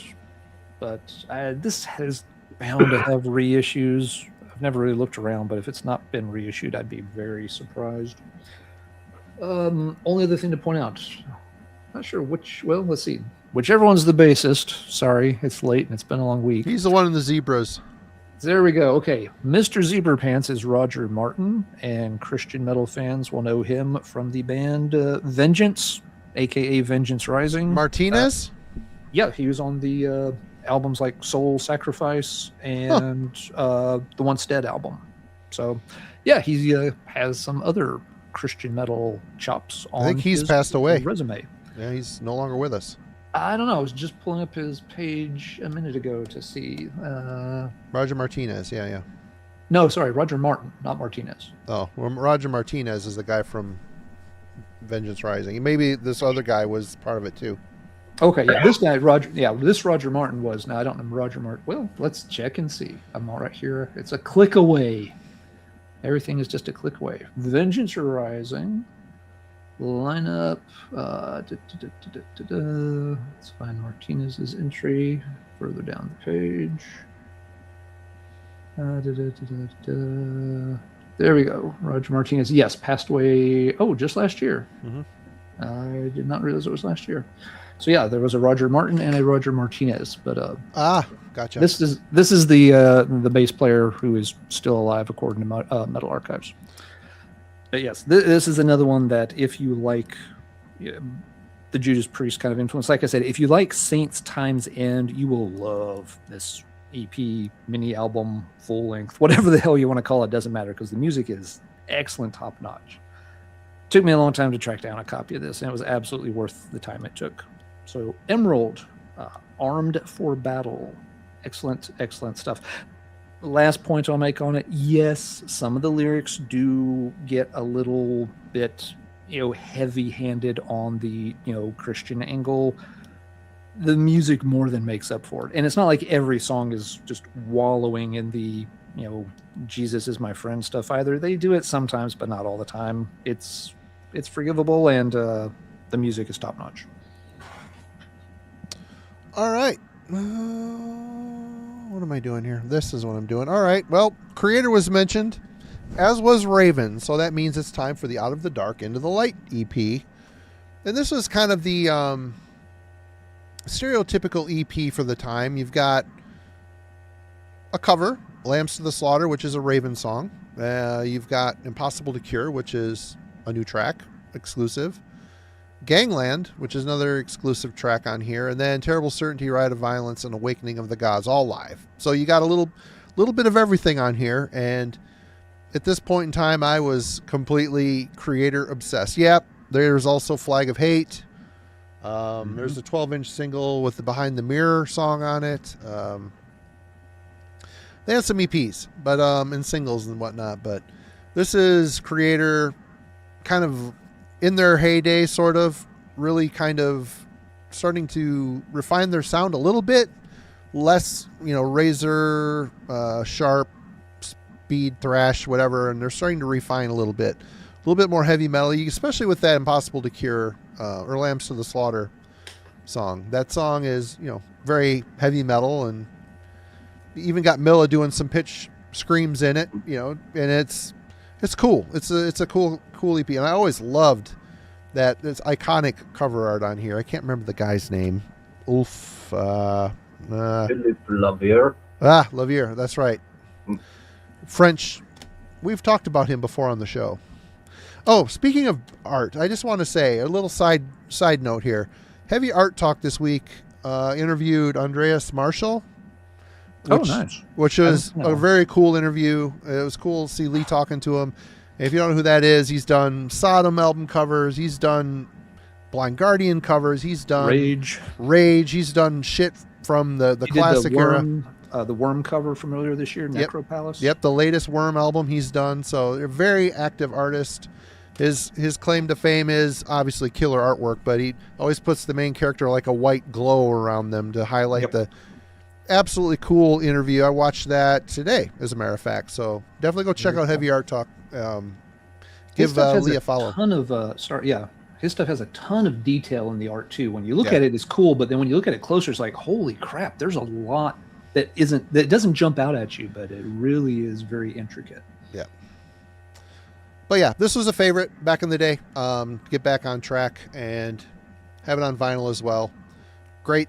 I had the tape of it too. This is one I had it as a 3-fer, but good old Noise days. Noise International. Go check it out if you have not heard it. Jurgen. The cover looks weird.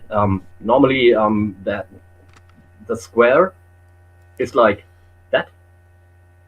It's like turned around. 90 degrees, I think.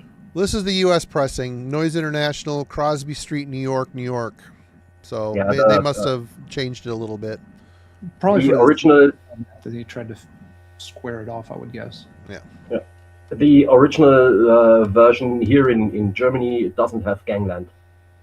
Because Gangland is also on the Behind the Mirror. That's correct, because my vinyl version of this does not have Gangland on. That's what I'm reading, and I'm like, oh shit, they must have added this to the CD. But yeah, very cool. Yeah.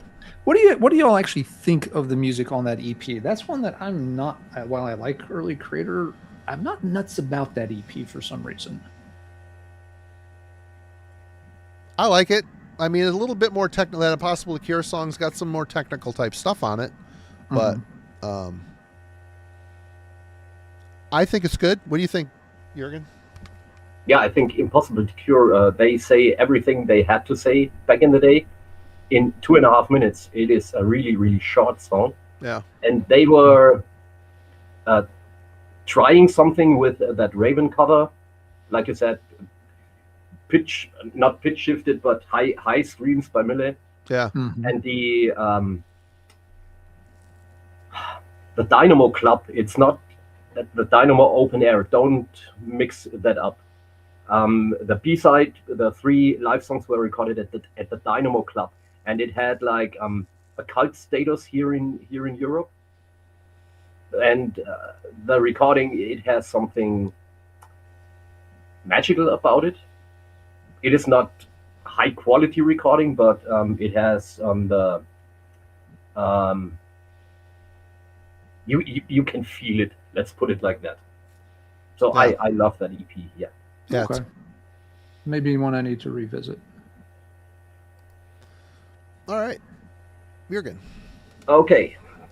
This next one is a transitional thing as well, in 2 ways.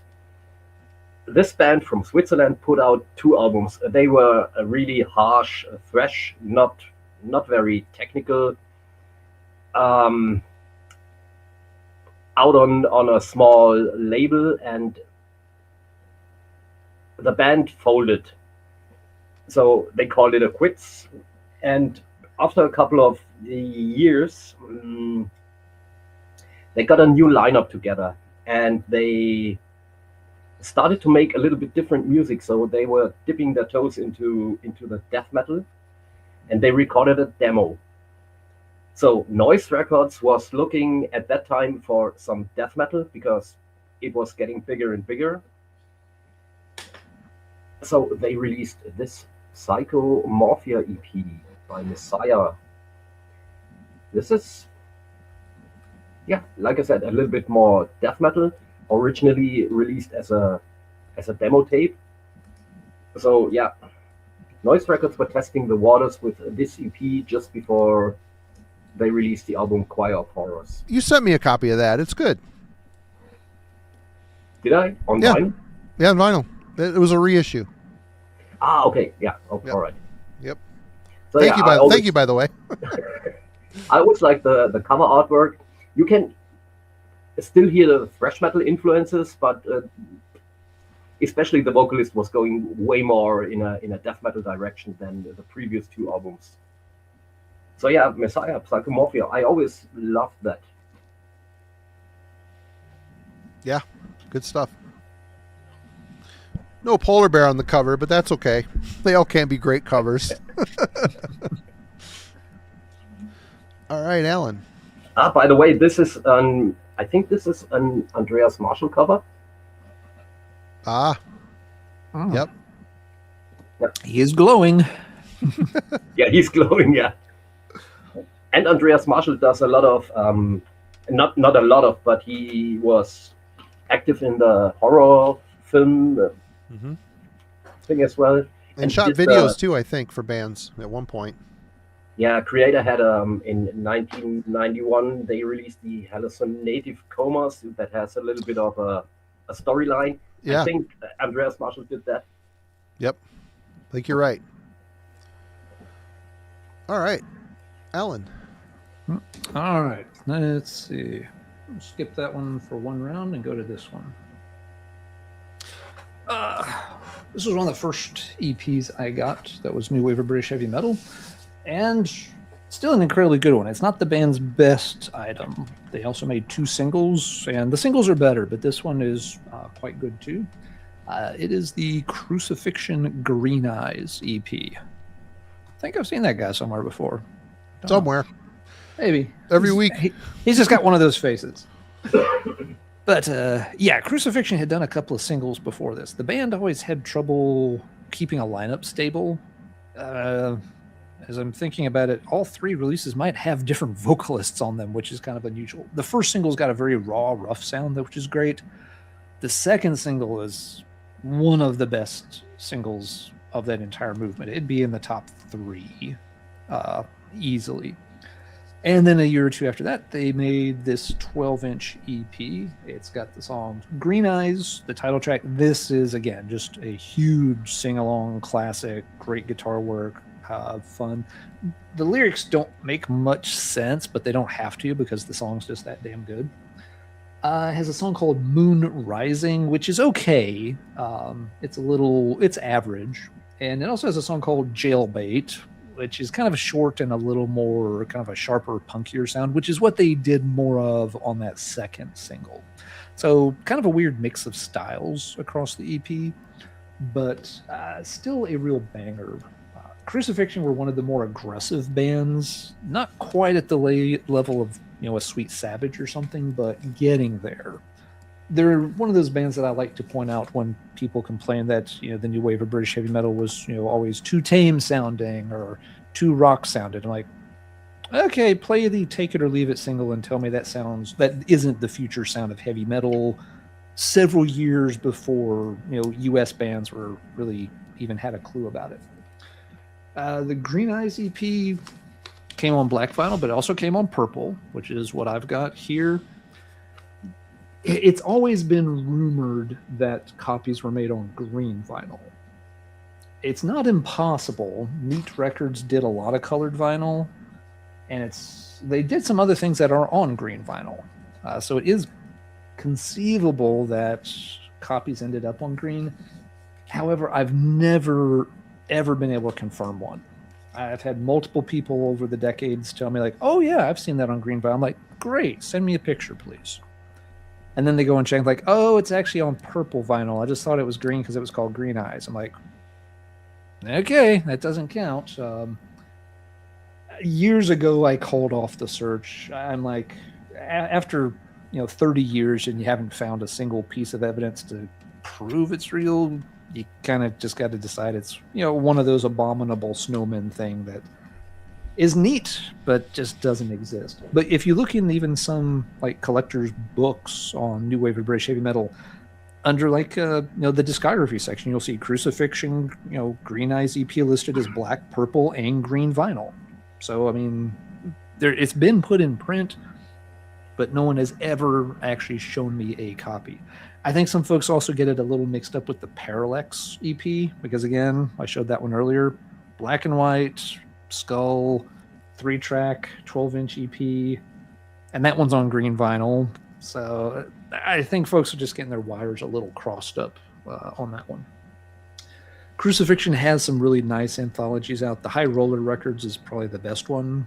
There's one on a different label that's very similar, but the High Roller has a few tracks not on the other one, so definitely check that out. The Crucifixion vinyl has gotten a little pricey over the years. This is the kind of thing, 30 years ago, you could get this on purple vinyl for $20, and there wasn't a lot of demand for it. But now you don't see it, and it's climbed over time. But the anthology's got all you need. It's got some demo tracks on it that are really, really good as well. They have at least one compilation song that is an absolute barn burner, ass kicker. They took one of their early songs and kind of ramped it up to where it's almost like speed metal or thrash metal tempo, and it just literally tears the house down. So yeah, you really can't go wrong with the Crucifixion material. So yeah, that is this round. Aaron, if you're out there, next round is going to be for you, and I want to text you to make sure you don't miss it. He's here. Okay, good deal. I want to make sure he catches this one because it ties into something that was in his video from today. All right. I'm going to step away from metal for just a second here, and starting to become a bit metal adjacent. And I'm talking about GBH with Oh No, It's GBH Again. This came out on Combat Core, and it is 1986. Came out the same year as Midnight Madness and Beyond, their full-length album, which is, I love the early, more straight-up UK 82 punk stuff, but that album is a bit heavier. I've always loved that record, and this is in the same vein. This has got Malice in Wonderland, Lost in the Fog, Get Out of the City, and Company of Wolves, which are all great songs. Basically, the punk aesthetic with a bit more metal crunch, a little heavier production. There's just a little bit more weight in the production, but obviously they never completely deviated from punk. They remained a punk band, but where Exploited kind of went into more of a metal thing, pseudo metal. But yeah, I've always been a GBH fan, and this is a fantastic EP. like I said, it is a brief one. If you're interested in checking out what it's about, definitely give Oh No, It's GBH Again a spin. I think you will be pleasantly surprised. It isn't crossover. It isn't metal enough to be a crossover record. It's just heavier GBH. Killer stuff. Check it out. That was one of those bands I need to revisit. I stumbled into one of their things like as a teenager just because it was on a combat pressing. But at the time I knew nothing about punk music, so I couldn't really appreciate it and never really followed up on them. But I should definitely circle back to GBH sometime. Yeah. All right, Jurgen. All right. EPs on 7 inches. And I've got a special one because they did 3 in a row before releasing the debut album. I've talked about Disaster before, or earlier on. They changed singers at around 1998, and their old singer became quiet. He didn't do anything. About 11 years ago, he started to come back with this band called Euronymous. Have you ever heard about that? No. This is primitive old school metal, but with a little bit of blackened vocals. Sometimes he reminds me a little bit of Kronos by Venom. And like I said, they did 3 EPs in a row that look quite similar. Ah, yep. There you go. Neat. Yeah, I can't remember a band doing that. So I think that was a nice idea. And the songwriter on these is the owner of the label Costa from Iron Pegasus Records. So they since released a full-length album, and they are going to release another EP. Be right back. Next week, I think. So yeah, I think the idea with similar looking covers is pretty neat. So yeah, that's why I pulled them out. And yeah, 7-inch EPs playing on 33 with 4 songs on each one. Yeah, nice idea. That's pretty cool. Oops. Once again, I've hit the wrong button. There we go. Swing around this way. And while Marty steps away, I believe we go this way. Okay. I said the next one would be for Aaron, and so it shall be. Aaron released a cool video today wrapping up his, I think it was today, sorry if it was a day or so ago. I saw it today. And it really kind of wrapped up his run of featuring Italian metal records, but at the end he included some other things for fun. And one of them, and it's actually in the thumbnail, so it caught my eye right away, was by a band called Strikemaster. If you've never heard of Strikemaster, do not feel bad. Not a particularly well-known band. It has a distinctive logo on the cover, so it stands out if you know it. And one of the cool things is they're a New Zealand band. You don't hear a ton of bands from New Zealand, and the stuff is obviously kind of hard to track down unless you're in New Zealand or maybe Australia. On this side of the planet, you don't find a lot of New Zealand vinyl laying around. So it was really cool to see Aaron talk about the Strikemaster album. I don't know if I'd ever seen anybody actually have a copy of Strikemaster before. I don't have it, but I do have this, and this band is from New Zealand. They released an EP. It's on the same label as the Strikemaster album. This band is called Confessor. This is not the Confessor that did the really weird doom metal sort of thing from North Carolina that is kind of a cult favorite. No, this is a New Zealand band. The EP is called First Sin. Speaking of Cold Lake earlier, what do we think about this from 1985? Oops. Oops, indeed. Now, let's face it, there's almost no way that that Tom and Martin had seen this weird New Zealand EP and decided, hey, that's going to be our thing. I don't think so. Those guys would have come up with the design themselves. It's pretty straightforward. But yeah, interesting that it's got that same design to it.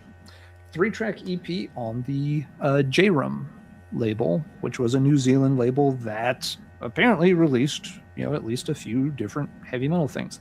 I don't know if the Rose Bayonet album is also on J-Rum. It's another New Zealand kind of rare metal album, but I don't remember if it's on the same label or something else.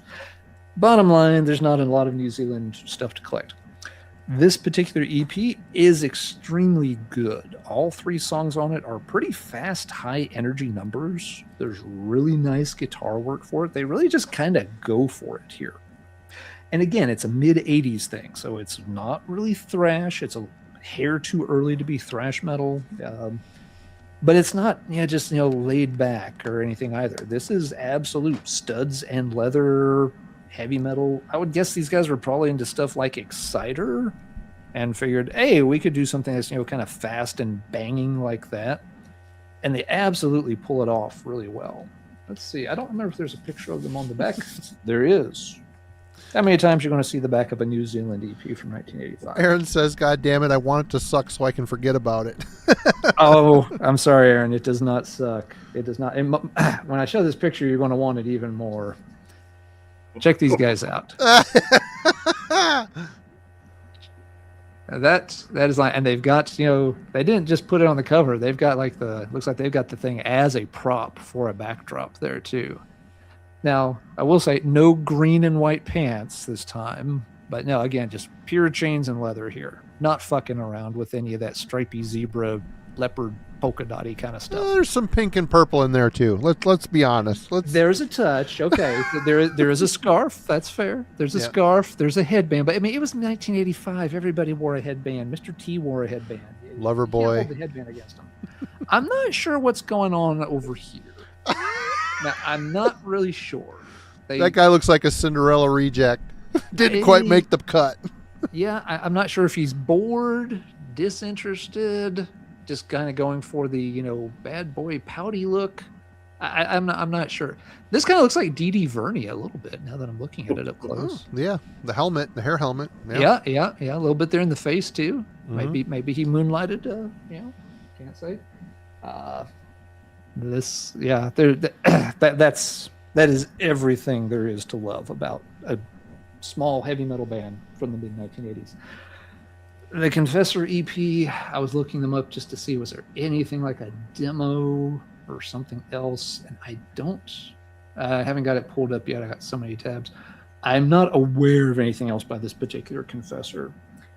Again, New Zealand vinyl, tough to find, but if you ever happen to stumble across it, it's absolutely worth picking up. Don't look for it on places like Discogs or eBay, though. It tends to go for stupid money. But an excellent kind of unknown EP from a remote corner of the world. Confessor, First Sin. There you go, Aaron. Frank, I'll find a... Oh, I'm sorry, go ahead, Jurgen. The only letdown on that band photo is none of the guys has a mustache. I wasn't going to point that out. Not from Germany, so leave it to Jurgen to yuck somebody's yum. You just had to do it. I wasn't going to point it out. I was going to let it slide. But you are technically correct. They are completely mustacheless. Maybe there's a mustache tax in New Zealand or something. It might not be their fault. We shouldn't blame them if we're not familiar with their culture. Yeah, but that could be the point why Aaron, you don't need to find that record. So. Good logic. If you need an out, Aaron, Jurgen has opened a window for you there. You do have an escape hatch. That is fair. Thank me later. All right. Frank, I'll look for a new wave of British heavy metal one for you next. All right. Well, Peter mentioned it in the chat and said it's rare now, which, cool. I got one pretty cheap a while ago, but this is the Exploited Jesus is Dead EP. Pretty classic artwork. Also came out in 1986 on Combat Core. Obviously, GBH did it. You got to have one for the Exploited as well. Drug Squad Man, Privacy Invasion, Jesus is Dead, and Politicians. This is still the Exploited in their punk era, and it's a great EP. Definitely, if you come across this, I mean, I got mine for $2.99, which is insane. But check it out. And also, kind of in the same vein, but a little more crossover inspired, is Pacific Northwest. Absolute gem of a band.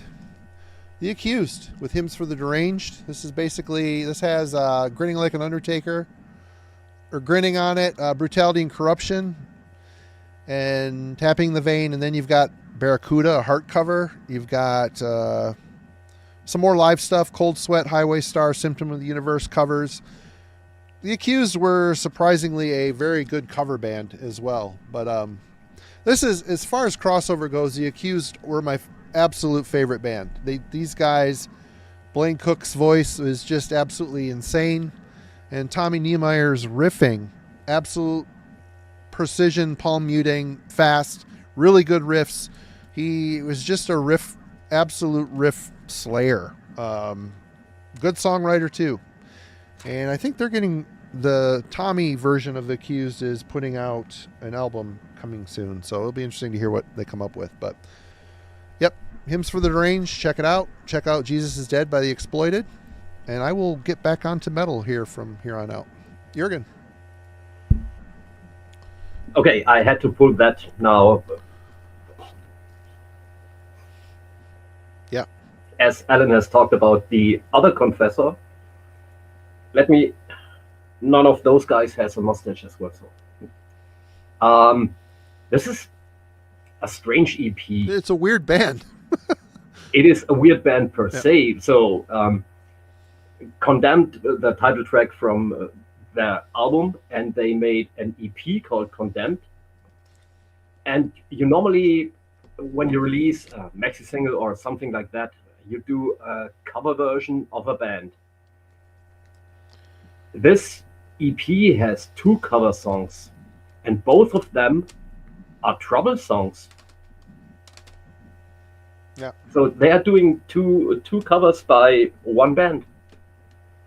I don't know how they came up with the idea. Right. It has The Last Judgment and End Time. So I read this is. I can live with the band. I like their newer stuff they did in the 2000s or 2010s. But these 2 songs, these 2 cover songs, are my favorite Confessor material. Just because I like the song. So yeah, I just pulled it out because it somehow is an oddity, and yeah, with the Alan showing the other Confessor, yeah, was obvious now. Right on. All right, Alan, you're muted. Thank you. All right, before I can show another one, we have actually a call from the instant replay booth over in the chat. Jay is contesting that there are no mustaches on the New Zealand Confessor EP. Let's go to the tape. Let's see. If we do zoom in real close, right here. That doesn't count. That doesn't count. There it is. There he is working on that sort of teenage pencil mustache. So is his toe inbound? Are enough hairs filled in there to stay inbounds? Aaron, I don't mean to slam that escape hatch shut that Jurgen has tried to provide you with, but it is kind of there. You know. Yeah, okay, I give up. White flag waving. Yeah. All right. Good catch, Jay. Good catch. All right. I promised Frank New Wave of British Heavy Metal. And this is one I will be very surprised if Frank doesn't dig this one. Really good early release from a band that had a very short half-life on the scene. Band was called A to Z, and they did 2 singles. This is the 12-inch version of No Fun After Midnight.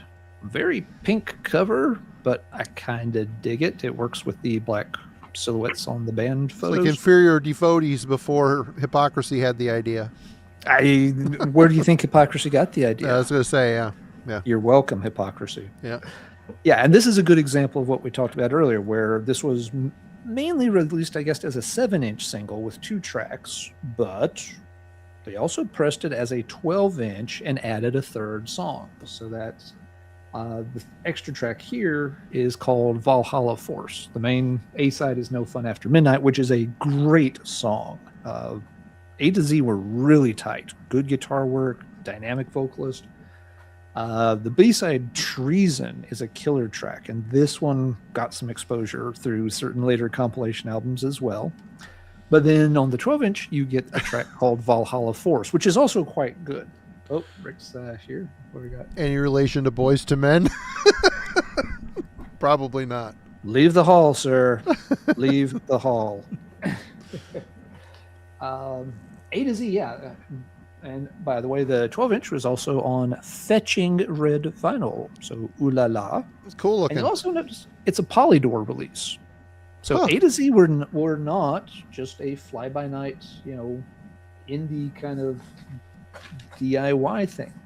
A to Z showed up, quickly got picked up by Polydor. This is right around the time when, Maiden, had been picked up with EMI.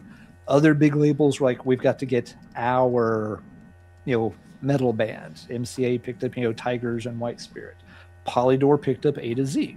And so they, for a hot minute, were on a bigger label. The problem being that Polydor didn't really put a lot of support behind them.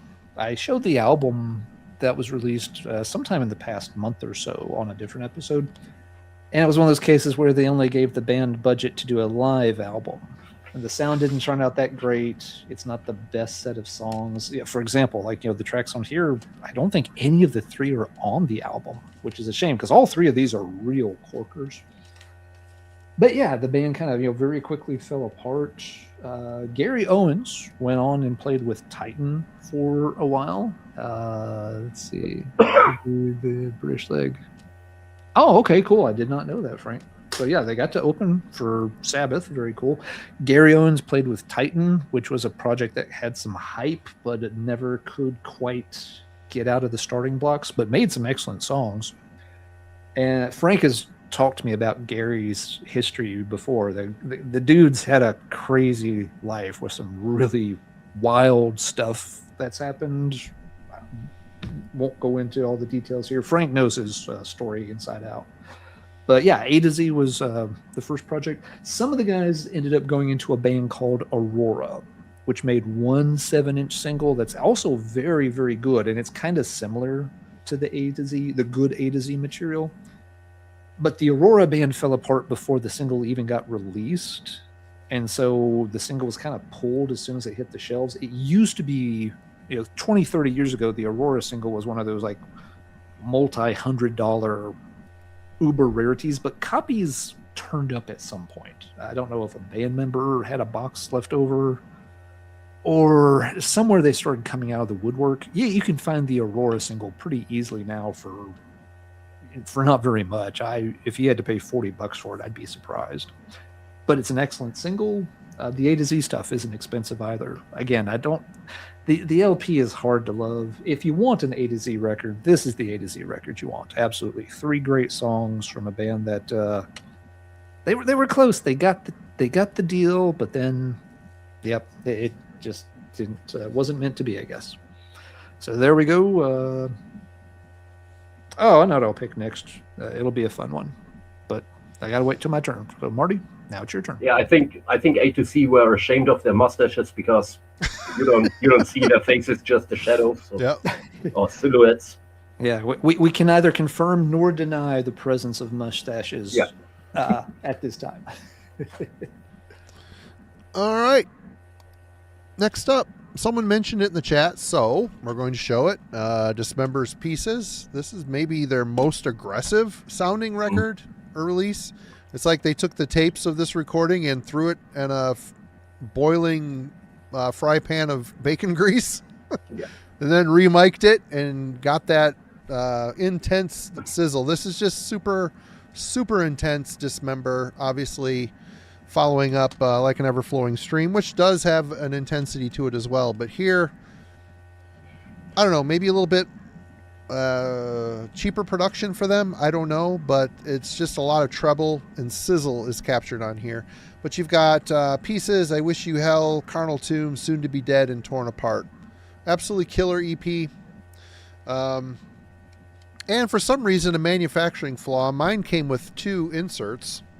So if anybody is looking for a Nuclear Blast America version of the insert, let me know. I got one here for you. But yeah, this was when Relapse and Nuclear Blast were working together. So if you see Nuclear Blast America, that is put out by Relapse. And absolutely killer band. We may be covering them here eventually on the channel. And it might be Jurgen, it might not be. He just kind of made a face, but we'll see. We'll see. So what was the last track on the American release? Torn Apart. Okay, mine doesn't have Torn Apart. I've got the original OG vinyl version. Here, let me pull you up when you show that. This has Death Evocation. Really? Yeah. Yeah, this has an intro, Pieces, I Wish You Hell, Carnal Tomb, Soon to Be Dead, and Torn Apart. Yeah, mine has a Death Evocation instead of Torn Apart. Wow, interesting. So yeah, original Nuclear Blast release. That makes it even more interesting to find a copy of that. Okay. Yeah, but the sound on that EP, some people see it as an abomination. I think it's cool. It just makes it sound more lethal, you know. I don't know. Oh yeah, have you ever seen Dismember live? No. This sounds like they were playing in their rehearsal room. Probably. Yeah. Pretty much what they sound live. You're up, sir. Okay. Somebody in the chat asked for the Battlefield EP. I don't have that anymore because somebody offered me quite some good money for it. But I still have the Calderon EP. Nobody talks about that band. This is the only release they ever did. They look like a thrash band. They don't look like a... They look thrashy. They kind of are, but I would put them more in the speed metal. It's got that baby blue. I think the logo is kind of cool and kind of cheesy, and there's I don't know if that comes across, that little blood splatter on it, but it's bright pink. So yeah, speed metal from Germany. It has, you can see that side 1 is called side Bam, and side 2 is called side Bam Bam. I don't know, no mustaches on that one, but at least we've got a mullet. And their drummer is called Chris Mosh. There it is. Yep. And actually, that way, if you write it that way, this is probably his real name. So he's called Mosh. So yeah, the Calderon EP. This came out on PLR, Parallel Lines Records. I've never seen another release by that label. But it must have been a big label because they've got the big logo. So this is a fun one. This is, I think, the only thing they released. Probably a demo. I haven't looked that up, but this has been in my collection since it came out, and this is from, I don't know, 1988. Yeah, 1988. So the Calderon EP. I haven't seen that shown on the VC. So never heard of it. That's cool. Totally that's cool. why I put it out. I would have loved to pull out that Battlefield EP because it is great. Although I like the Battlefield debut album a little bit more than the EP. So yeah. All right, cool. Nice one. Yeah, I don't know that one. Very neat. All right. I've never heard anyone mention this one. This is trying to double check things, but I got way too many tabs open tonight. Let's see. Yes, this was a California one, and want to double check. I think it's another 85. I've shown a lot of 1985 EPs tonight. Seemed to be a good year for EPs. The band is called Slaven, and the EP is called Slave to the Heart. Now, off the cuff, I would leave that sitting in the racks just for the name of the frickin' title. Yeah. This one might look just a little sus. Yeah. It's like, well, it could go either way. The band photos are not necessarily going to sway you one way or the other here. We've got, let's see, we've got Lou. Now Lou looks like he's in rehab or not happy. This looks like a mugshot after a night Lou of. looks like a bit of a delinquent. So okay, check mark. Lou could turn out some nasty metal. But then we've got Chris. Chris looks like he's into the Partridge Family. He looks like Eddie Van Halen's brother. Who likes the Partridge Family. That neckerchief is not winning him any street metal cred. Let's see. We've got Jerry over here. It's 1985. Jerry's allowed to look that way. We're not going to judge Jerry for looking that way. We've got Yano.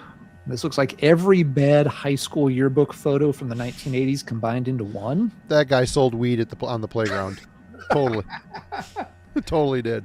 But then we've also got Mike. And again, Mike looks like he means some business. So again, summary, inconclusive. Are these guys going to be metal?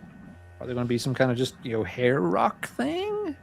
Is it just going to be? Is it even going to be heavy? This could be just some kind of weird winger wannabe thing.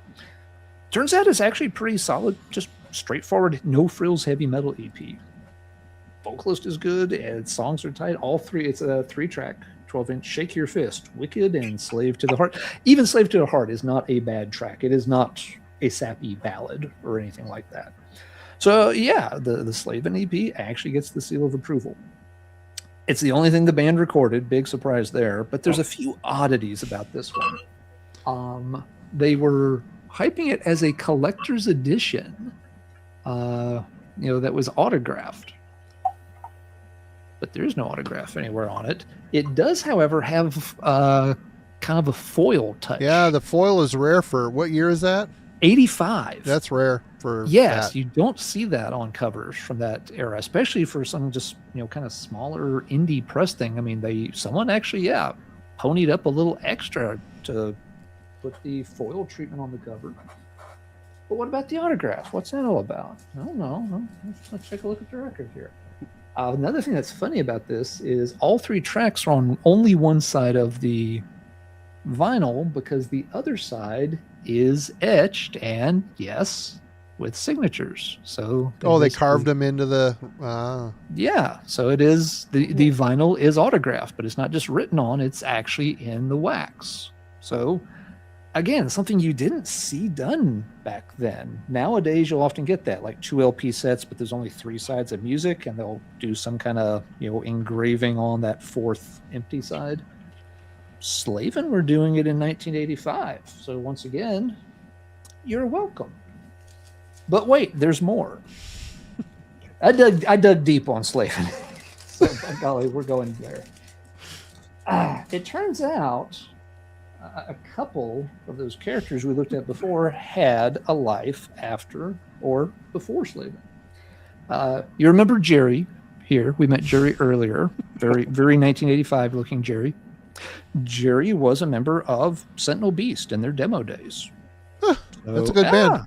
Yeah, exactly. A very good band. Yeah, now he's not credited on the LP over on Metal Archives, but he is credited on the band's demo material from around 84. Oh, so he didn't make it to Depths of Death? Did not make it to Depths of Depth, that doesn't look like. But wait, there's more. Remember this dude down here who looked like, he was going to beat you up for crack money? Mike? He crashed his IROC in 87. Paralyzed. Yeah. Well, turns out Mike's still around. Mike was on a very high-profile album that came out last year. Mike ended up going on to play. It's Mike Gonzalez, bassist for Dark Angel, starting with Leave Scars. Oh. And still with the band on whatever that album was that came out last year. Yeah. But yeah, that's Mike Gonzalez from Dark Angel before he was in Dark Angel. So this right here is everything why I love collecting old heavy metal records. Nobody knows who the hell Slavin was. I don't know if any of these 5 guys know who Slavin was. At this point, it may all have just been completely deleted from the old memory banks, and understandably so. But you get these weird touches on this small-time EP with the foil and signatures on it. And then when you dig into the lineup, it's like, holy crap, one of these guys went on to be in a very big, legit, extreme thrash metal band that's still active for literally 40 years after this thing was pressed. That is fucking cool, and that is why I love heavy metal. It's supposed to be like a mic drop, but the cover just kind of floated to the table over there. So not the dramatic end statement I was looking for. Yeah. But there you go, folks. That just makes me happy in so many ways. But it's time for Marty to make everybody happy. That sounded slightly dirty. Sorry, Marty. Take it away. Well, I could try. Well, this isn't half as cool as what Alan just went through there, but John Arch, A Twist of Fate.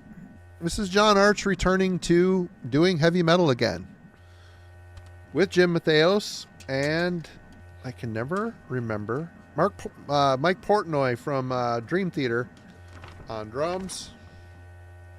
Where's that band photo? Oh, there it is.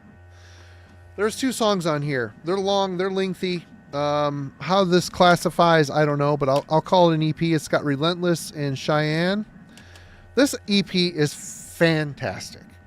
To not have been doing metal for all these years and to come out of mothballs essentially and sound like he never lost a beat, which, years of not torturing his voice, playing live, doing all that, it kind of preserved it. I know he had a hell of a time getting back into shape, but the songs are fantastic. It's good to hear Jim focusing less prog and more trying to rekindle that early Fates Warning essence. I mean, there's a little bit of prog in here, of course, don't get me wrong, but the songs are really well done. And the cool thing is John's notorious for plastering every segment of music with lyrics. It's kind of his style. He always made it work. He has a very beautiful voice. On these, he doesn't. He gives the songs a little bit of room to breathe, and it lets him really dig in with some very powerful vocal melody lines, good layering. I've listened to this thing a million times, and just doesn't get old. The songs are very emotional. They're very well written, and John sounds fantastic. So, yeah, Twist of Fate. If you see this sitting in a bargain bin, definitely snag it. It's got metal. This looks like a Metal Blade release. I mean, completely unassuming, kind of, typical Metal Blade style artwork. But 2 songs. Relentless is over 12 minutes. Cheyenne is over 15 minutes. So you've got a lot of material here, and both songs are fantastic. Definitely check it out. Jurgen. Okay, Marty, you were talking about Metal Blade releases with unassuming covers. Yep. Alan was talking about an autographed LP that doesn't really have autographs, just scratched in. I've got a Metal Blade release. And one more thing. We started out pretty well showing EPs with boobies on. But unfortunately, we left that path. So I'm going back to that. So. Yeah. There you go. The cover speaks to me. Yeah. Bitch's debut EP. This is my favorite Bitch record. I love the debut full length, but this has the better songs, the better versions of the songs. I've seen a lot of people show that, and they said, oh, my copy is autographed. Apparently, even here in Germany. So I think a great bunch of that run is autographed. I don't know if every single one, let me know if you have one without the autographs. And this is Metal Blade number 2. So the first band release after the Metal Massacre compilation, and those 5 songs, they all kick ass. It sounds nasty. They look kind of nasty. How would you pit early bitch against early warlock? I prefer bitch. I just sold my Warlock collection. Gotcha. Yeah. So yeah, this EP, I came around that relatively late. I wasn't paying attention, but I got the original, and this is like brand new, and it doesn't even have the Metal Blade logo on it. Huh. So earlier Metal Blade has the logo with the kind of yellow centering. Then they went for the silver centerings. This does only say MBR 1002. So yeah, no Metal Blade logo on that one. Yeah, Bitch, their first EP. Great stuff. I would have loved to be in California in 1984 because Bitch always, not always, but a lot of times had a great newcomer band opening up for them. Slayer. Slayer played with Bitch a lot back in the day. So yeah. And Carl, you got to give Hellion some love. I mean, Anne Boleyn, her voice was great, great as well. Yeah, that would have been another EP to pull. Yep. Early 80s stuff, yeah.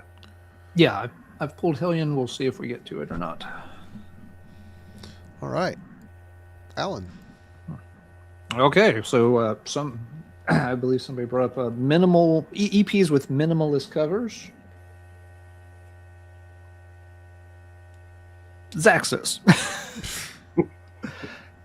Just comes in one of those kind of, disco die cut kind of covers with a sticker that says Zaxis, because that's the name of the band. This is a California band. This one's just a little later. This is a 1991 release. So Zaxis did record a few other things, including a couple of albums during the 90s. Zaxis is a good example of where a lot of US metal bands started trending in the 90s if they weren't trying to do the Pantera thing or death metal thing. Famously, it was not a great time for traditional heavy metal in the US. Yeah, US metal, we get a bit trendy sometimes, let's be honest about it. When Pantera came in and grunge came in and death metal came in, people just lost all interest in traditional heavy metal stylings. Yeah, even big legendary bands from the 80s like Iron Maiden and Judas Priest, if they toured here in the early and mid 90s, they were playing really small venues. There's a lot of bands in the US that did keep sort of playing traditional heavy metal, but they lean in a little bit more of a cleaner hard rock direction. It's kind of got one foot in traditional metal, one foot in something that could be seen as a little more accessible, not in the same way that glam metal was watered down and meant to be a mass-produced product. I've always felt like these bands sort of understood that we're in the wrong place at the wrong time. We still want to make this style of music, but yeah, it's just not going to happen. And so they ended up releasing smaller EPs and things like that here and there. And Zaxis is a perfect example of one of those. Good singer, well-written songs. There's a heavy element to them. It's just that there's a little bit more of a hard rock component mixed into them as well. It's not a bad thing. It's still a very good style. And like I said, Zaxis stuck around for a few years and got some other stuff. This was one of their first recordings. It's on a label called Accent Records. There's actually 2 variations of this. I forget what the other one is, but there's something slightly different about the Accent labels. You can look it up on Discogs and see what the differences are. 4 tracks on here, all 4 songs are very capable. This is the kind of thing, if you're not familiar with them, that would fit on a label like Arcane Steel out of Greece. This is exactly the kind of thing Arcane Steel is good at digging up. These, like early and mid 90s US bands that had some solid material but never really got any big exposure. I don't think Arcane Steel has done a Zaxis anthology, but it would be right up their alley to try to do so. This EP is a weird one in terms of collectability. I mean, there's nothing on here that tells you it's going to be a metal release or anything else. So, I mean, if you're buying it unknown, it's a total flyer. If you know what it is a very rare album. And the price bounces around on it a lot. If you look at its price history on Discogs, you'll see things from like 2011 where it was selling for like 10, 20 bucks.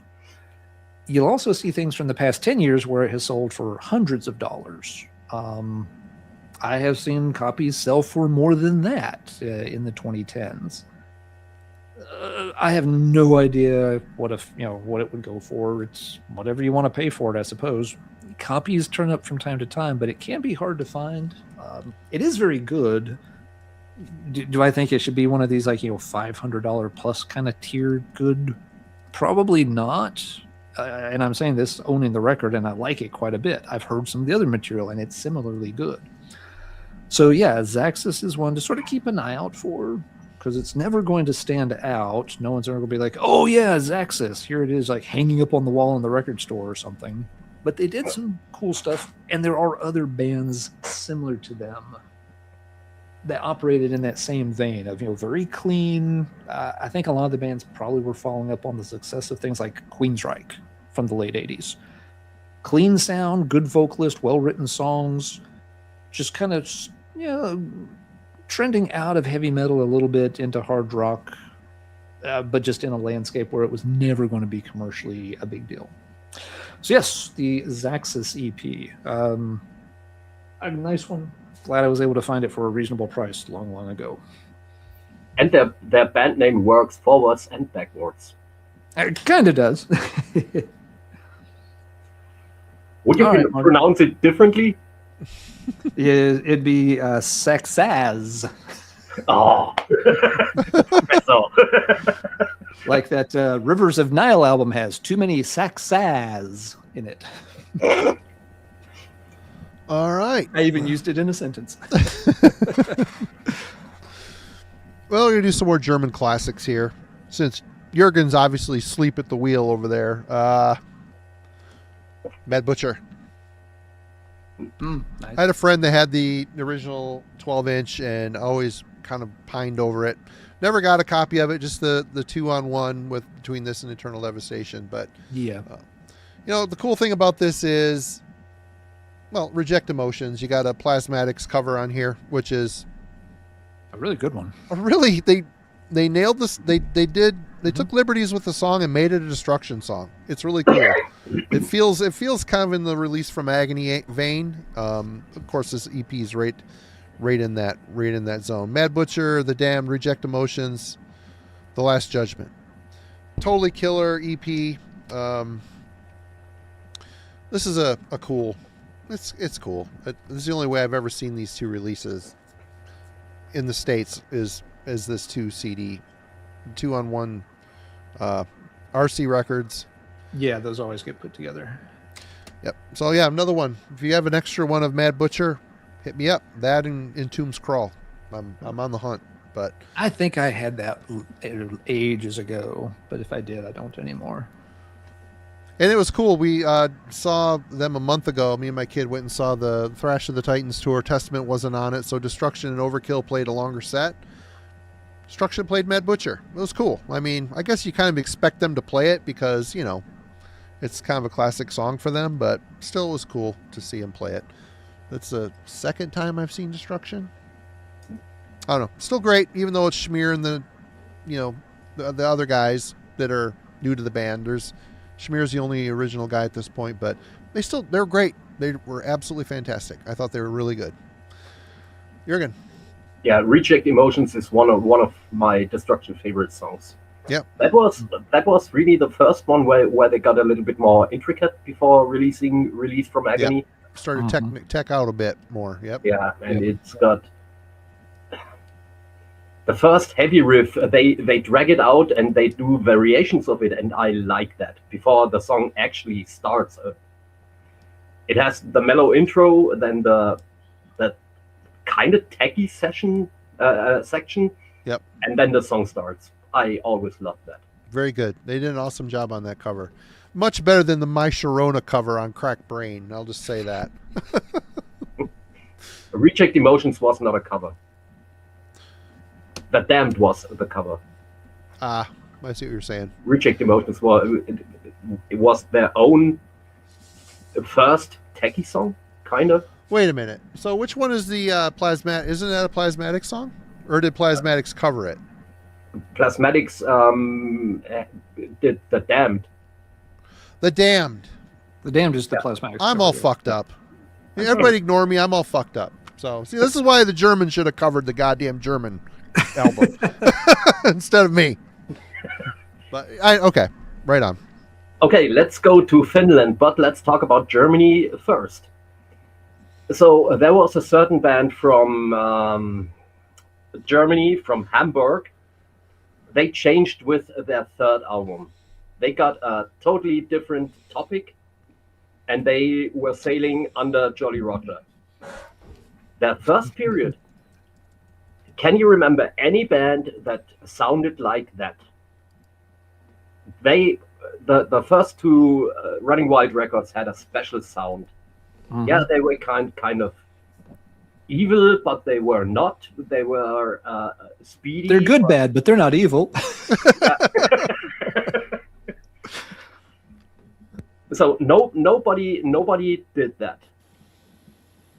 Except in 2008. This came along from Finland. Nice. Yep. Cast Iron with the Leather and Metal EP.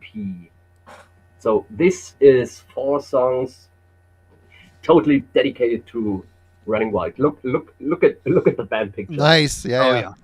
Even the singer and guitar player even looks like it looks like Rolf. Yeah. Mm-hmm. This has a special place in my heart because it is a copycat, but it is unique. And I've even seen these guys playing live. And they played one show in Germany, one single show. And they had Preacher from Running Wild, from the first 2 Running Wild albums, as a guest guitar player. And they covered a bunch of Running Wild songs. Wow, yeah, cool. Cast Iron. I don't know. They never did anything else, as far as I know. I don't know if any of the musicians were doing anything, but yeah. Yep, you're right. I mean, does very much. It's a tribute band, but it's a really good one. Yeah, it is. Yeah. So better than like Blazing Stone, then you'd say? Well, again, this one kind of copies, like Jurgen said, this is copying more like the early Running Wild sound, whereas Blazing Stone is more the the years of piracy. Running Wild sound. Okay. Yeah. So Marty, you haven't heard that? But never heard of them. Do check out Cast Iron. It is worth it. Just 15 minutes, something like that, 15 or 20 minutes of just great music. That's all they've ever done. Huh. Sadly, it's the only thing they don't, and sadly, it's become a bitch to find. Is it? It is. Ah, okay. Yep. So don't sell it, Jurgen. Hang on to it. You want to buy it? No. All right, Ellen. All right. I have another 1985 EP up. I swear I didn't plan this, but 85, the year of the EP. This one's not from California, though. This one you have to go up the coast a little bit. Head a little further north. And you have to go all the way up the coast to Alaska. No shit. We have an Alaskan heavy metal band in 1985 released an EP. The band is called Snow White. Mm. The EP, well, it says down here, and it's got like a gold, kind of little foil stamp, limited edition featuring selected cuts from the forthcoming album, New Messiah. Spoiler alert, the album never got released. This is the only Snow White recording there was. Kind of, easy to spot cover, big, mushroomy cloud looking thing going on there. The little inserty strip here says, let's see, lists band members and all that, but the B-side has the same songs, but backwards. So you didn't have to worry about trying to find the hidden backwards message on this one. They just re-recorded the EP on the B-side backwards so you could hear it that way, I suppose. This one, I'm not going to claim it's the greatest EP of all time, but it's not bad. The songs are reasonably good for, again, that mid-'80s style. You've got Prophecy. Darkness Falling is pretty good. Vocalist has a chance to step up there. And then New Messiah. So, yeah, it's just cool for a few reasons. It's one of those cases where, we've seen some other examples tonight where it was supposed to be previewing an album that was in the works but never came along. It's an Alaskan band. I don't know many Alaskan heavy metal bands, but Snow White might have been the first. I'm not sure. We do, of course, have to check out. Now, the band photo on the back is just kind of zoomed in. It shows the faces cropped together. Well, here, I'll show it. It's not that interesting, though. You get, the faces are decent, but it will get better. So here we go. Not bad, not bad. There's some fun to be had there. So and that's some mustache action. There's definitely some mustache action. Yes, absolutely. However, Trash Bandit makeup. Metal Archives can do us one better. So let's go for full color glory. Nice sash. That is. You say what you will about the band. Maybe the music's a little mediocre. Maybe they're overhyped just for being from Alaska. But you got to love that sash. That sash is making up for something else being too small, I think. I don't know. I mean, you check this. It's 12 inches, Marty. It's not 7. It's 12. So the guy in the white dress couldn't afford a two-colored a spandex, so he had to pull the rope or scarf over it. Right. Yeah, I'm going to go out on a limb, and this is pure conjecture. I want to make it very clear. This is not sourced in any kind of fact whatsoever. But based on this band photo, I want to guess part of the reason that album never came to be is that there might have been some artistic differences in terms of what direction certain members wanted to go in. Yeah. And maybe irreconcilable artistic differences. And the guys dressed as Snow White there is his parents funded the band, so when he left, everybody is like, "Oh, the band's done." You got these three guys back here, that are wanting to rock out to something kind of heavy, and this guy is looking to do, I don't know, some kind of like what's the Styx concept album? Damn it, Mr. What the hell, the Theater something Theater. I don't know. It's got Mr. Roboto on it. Yeah. See, now it's not funny because I couldn't think of the name of it. I was going to say, the Styx concept album on ice is where I was trying to go with that. Yeah. But Paradise Theater? Chat, help me out. Someone in the chat knows. Power of the internet at my fingertips here. Yep. So I can't hold the phone and talk into the mic and type all I want. Styx did a concept album. Something about theater or something. Anyway. Kilroy Was Here was the name of the Mr. Roboto album. It was Paradise Theater. Thank you, Rick. Okay. I had it right, but wasn't confident in my answer. Anyway, the Snow White EP, you can do worse. It is not a bad heavy metal EP. It does not need to be at the top of your shopping list, but it doesn't need to be at the bottom either. So there you go. Kind of a cool one. Very cool because it's from Alaska. Ha ha ha. All right, so how are we doing on time? I haven't looked at the clock. Okay, 11:35. We got time for a couple more rounds. So, Marty, wrap up this round and we'll go again. I'm still flabbergasted for the fact that I've had the Mad Butcher EP forever, and I've never realized. I thought Reject Emotions was the Plasmatics cover. I'm still absolutely floored on that, but it's not. I was wrong, completely 1,000% wrong. Anyway, this is a cool EP. These are 4 songs that did not make the album. The band felt that the 4 songs were not. Well, it says here. These are 4 songs that we felt didn't fit the album that we're busy writing right now, but we like the songs and wanted them out somehow. This is not a teaser of an upcoming CD. The 4th CD, Purgatory Afterglow, will take off where Unorthodox left. And I'm talking about Until Eternity Ends by Edge of Sanity.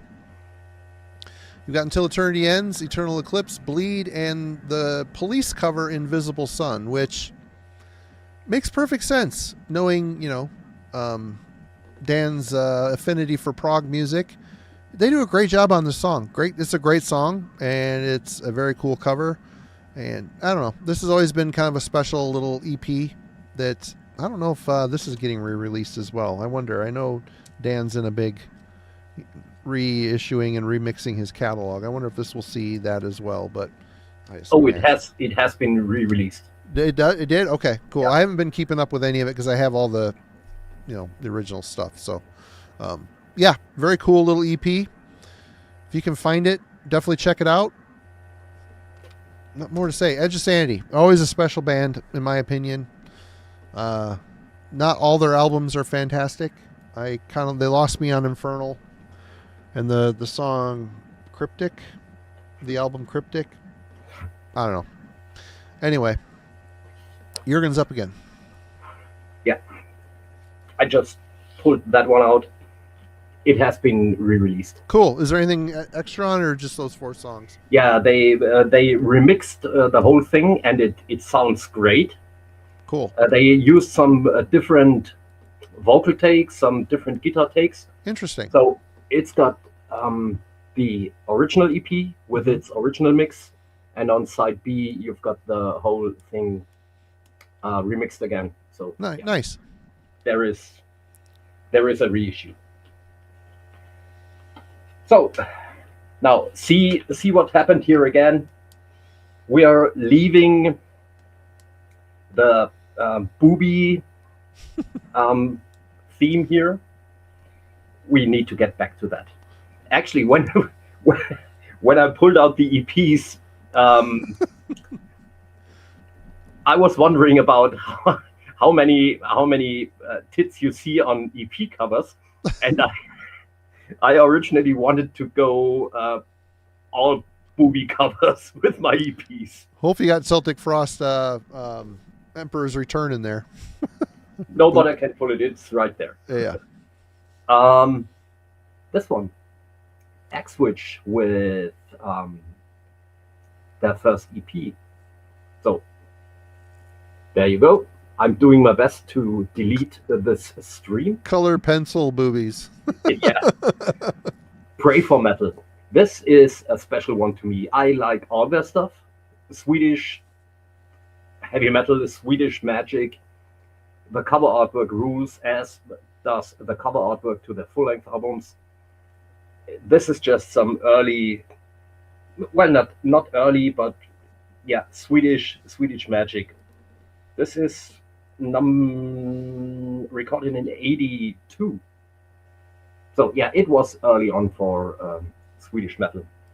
And the special thing, back in the day, yeah, Noise Records had some colored vinyl for Kreator in the mid-80s, but 82, this came out on orange vinyl, and the logo is unspectacular but great, and the X logo, and all those 4 songs are just jams. Sounds a lot like 1982. Yeah, of course they've got a lot of influences from the new wave of British heavy metal,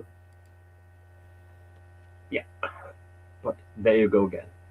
X-Switch with Pray for Metal. Nice. Never seen it. I'm sure Alan knows that, right? Goldie Wax is asking, you got the poster as well. Is the poster in there? I don't think so. No. My copy is incomplete. That made it to someone's wall.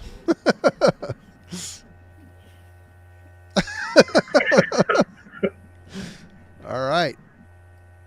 You're muted, Ellen. Yeah, that one comes on a bunch of different colors of vinyl too. Mm-hmm. I don't know if some colors are more rare or if they got distributed in different areas or something. But yeah, there's blue, green, red, the orange one that you showed, Jurgen. So yeah, you could collect a lot of versions of Pray for Metal if you wanted to. Very cool. I haven't seen one of those in a long time. All right. This is a weird one. It's another die cut cover by a band called Blitz. Actually, kind of a little bit of a logo to it this time. And pretty sure this is actually printed. It's not just a sticker like the Zaxis one I showed. 4-track, 12-inch EP.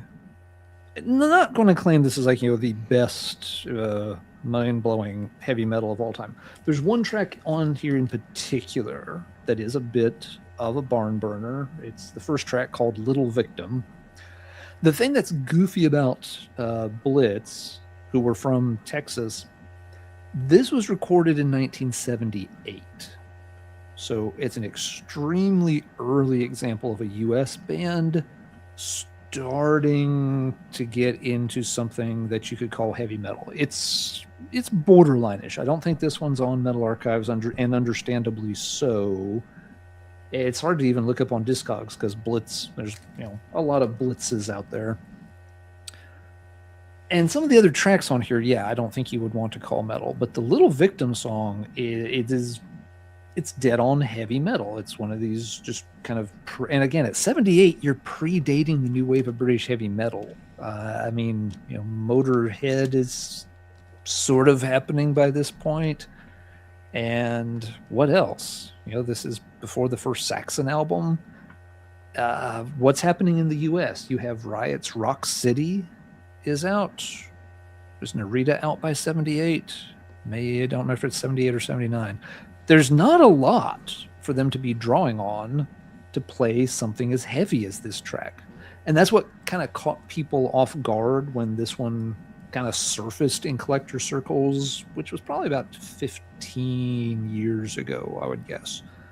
It was very much kind of one of those Colosseum discoveries where folks were like talking about early kind of proto heavy metal stuff. But this is not the like Black Sabbath type proto heavy metal. This isn't early 70s, Knuckle Dragon, Bonehead type Crusher. This is a fast up-tempo song with a vocalist who's screaming very kind of higher, trying to be a Rob Halford, coming across as a little shrill, to be honest. But yeah, they're trying to do something that would be more at home, say from like around 83, and they're doing it 5 years early. I know nothing else about this particular band. Maybe they went on to fame and fortune under a different name or changed styles. I have not a clue. But it's just this kind of weird archaeological artifact that when you carbon-14 date it, it turns out to be too old to fit into the timeline the way it ought to. So yeah, it's kind of a neat one in that regard. Again, it's by a band called Blitz, 4-track EP out of Texas. 78, I think I've seen 79 cited sometimes, but I've got 78 in my notes. But either way, you're just dealing with an extremely early example of a band taking a stab at, honest to God, modern heavy metal that has a lot less to do with Sabbath and a lot more to do with what would become popular a couple of years after that. But not on every song. If folks are hearing this thinking, ooh, I want that, don't expect all 4 tracks to be that way. They're not. You're getting this for Little Victim in particular, and 3 other songs that are fine, but not cut from the exact same cloth. So yeah, the Blitz EP. again, there's more information if you want to dig through old Colosseum posts about it. I heard it over there, thought it was really cool, and by dumb luck stumbled into a copy of it ages ago. So that is my pick for this round. Marty, what's yours? I'm going to do a twofer. We're going to do Sweden, then Poland. First up, I listened to the crap out of this when I got it. And Here I Die Satisfied by Grave. This is the album in between. I don't remember. I think this came in between. Yeah, Into the Grave. I'm sorry, You'll Never See in Solace. So you're starting to get, and I read that during this time the band was wanting to check out a new studio, so they went in to a couple different places and recorded the material on here. One of which is the song Black Dawn, which was, before they were Grave, they were called Corpse. And so they did a cover of their own song. And one thing you'll notice right away, especially with Solace, they're starting to get a bit groovier on that record. And Black Dawn is predates Grave, so that already shows you they had that grooviness in them already. So it wasn't the direction they took on Solace. Maybe wasn't as much of a following in the footsteps of Entombed as it was just them, retracing their roots, their own roots. But yeah, and Here I Die Satisfied, I Need You, Black Dawn, Tremendous Pain. So they redo some stuff, some demo stuff on here as well. Day of Mourning and Inhuman. Very cool EP. It's a weird production. It sounds like they turned the gain on the amps down by half. I mean, it's a really weird guitar sound, but I still like the songs, and I'm a big fan of Solace. I love the early Grave stuff, but Solace for me is, there's something super simple and catchy about that record that always appealed to me. So yeah, this is a very cool EP. This is a bit longer, but this came after the Ultimate Incantation, and this is the Sothis by Vader. This is when the band is still, like, you listen to the Ultimate Incantation and then listen to De Profundis or Black to the Blind. They sound like two different bands. This one here there's some slower material on here. There's also a cover of Black Sabbath. They did the song Black Sabbath by Black Sabbath. So, I mean, obviously some more focus on slower material, but it's a good EP. I always enjoyed it. I've had the tape forever, and I don't know where I found this, but I found a copy of this somewhere used, I think. But yep, Vader, Sothis, their second release, I believe. It comes out right after Ultimate Incantation. So check out Sothis, pretty cool. Vader's still not fully realizing where they're going yet, but they're getting closer. Jurgen. Okay, back to Germany. Now, this EP came out with two different covers. Talking about Cutty Sark and the Hard Rock Power EP. The other version of that has just a big logo and Hard Rock Power written beneath it. I like this version way, way more. Because already in '82 they are going for the pirate thing. The name is from a whiskey brand, I think, not whiskey, rum brand. Yeah, something like that. It's a booze of some kind. I don't remember if it's a whiskey or a bourbon or yeah. The music, it says Hard Rock Power. It is hard rock, but it doesn't have any power. It just sounds, released in '82, they sound a little bit dated already at that point. Scotch. Thank you, Peter. It's a Scotch. I knew it was like yellow, Scotch. Had a black cap. Yep. Yeah, and it was mixed at Dirk's studio, so a very, very famous studio here in Germany. Did some Accept, for example. It's got 4 songs. The songs are not bad, but yeah, I just pulled it just because it is kind of an obscurity. Out on Bernie Records in 1983, limited edition, and what they did, I don't know if you can see that. It is numbered, but it has kind of a price sticker to it. Mm-hmm.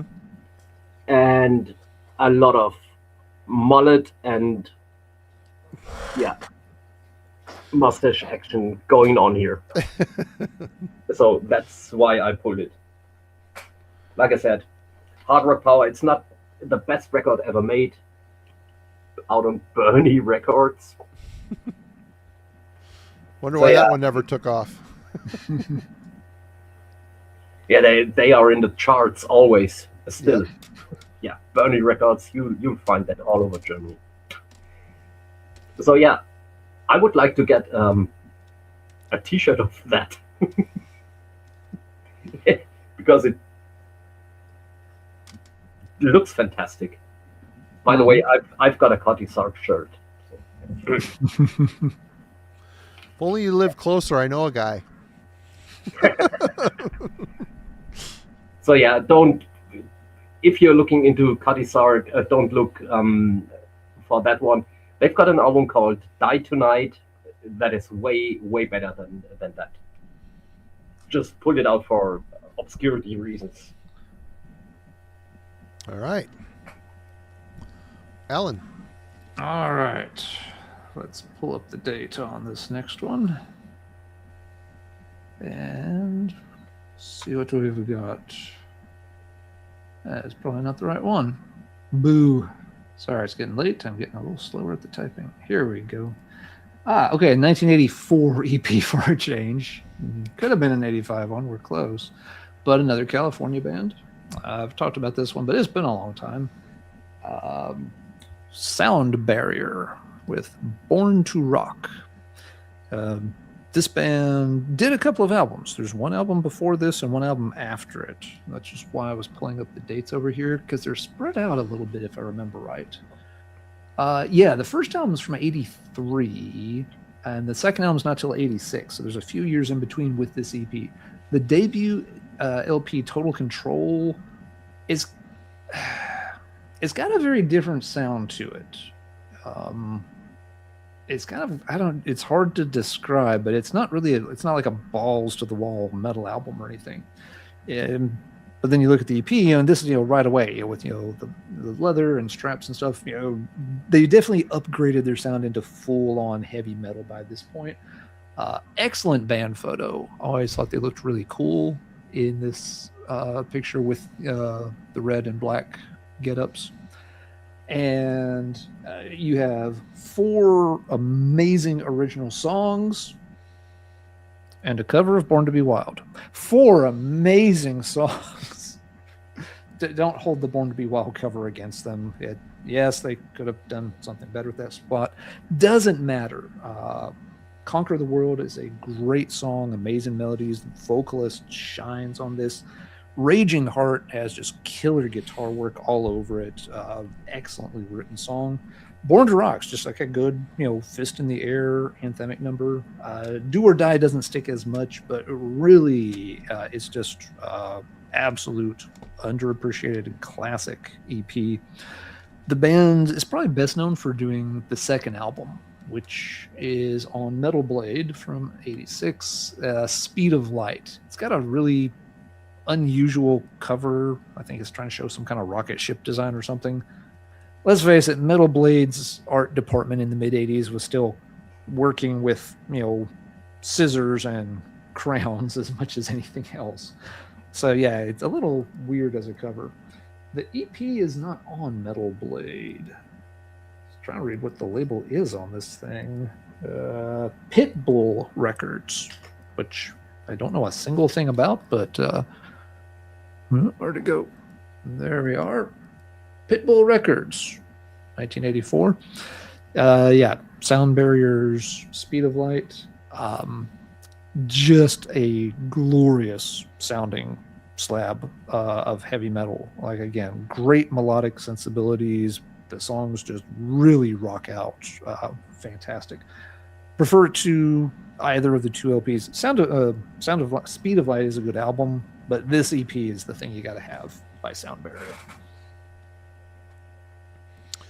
All right. Well, I'm going to show a couple more here.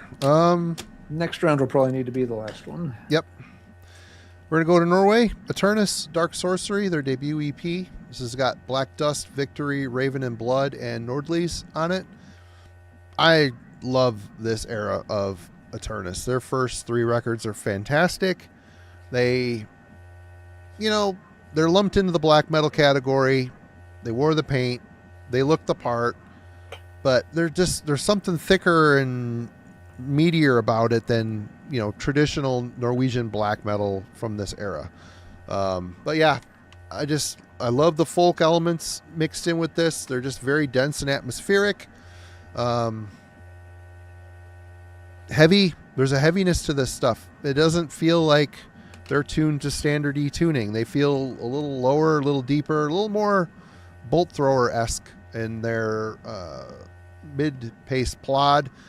Add a pagan / folk scales and in there and note choices. Very melodic, very dark. Aries vocals are very deathly, very low, and a lot of reverb on them. Excellent 4-song EP. I think it was recently reissued. Go snag a copy, it's worth it. And 3 songs. The debut, My Dang Bride, I can never say this. Symphonaire, Infernus, et Spira. I knew you'd pick this one. Yep. This is absolutely classic. This and As the Flower Withers are my absolute favorite My Dying Bride stuff. They're just a very good romanticized doom, heavy death doom. Aaron is singing and he's got a very characteristic death growl. I was always disappointed when he started singing more and more and eventually abandoning the death vocals on Angel in the Dark River. I know it's a favorite around here. I've never liked that record, but this early on, 3 songs, it's still the violin mixed in with the death metal it feels very fresh at this point, and it's really well recorded, though it still sounds really raw. There's a rawness to this, an unpolished essence to the core of this music, and it works so well. The songs are really well crafted. It's very dramatic, romantic, excellent death doom. Jurgen, last round. Pile up a couple if you'd like. I'm sure you picked a million. Yeah. So Giant Proof has got the Asphyx logo as a thumbnail. I'm wearing the Asphyx shirt, so I'm gonna.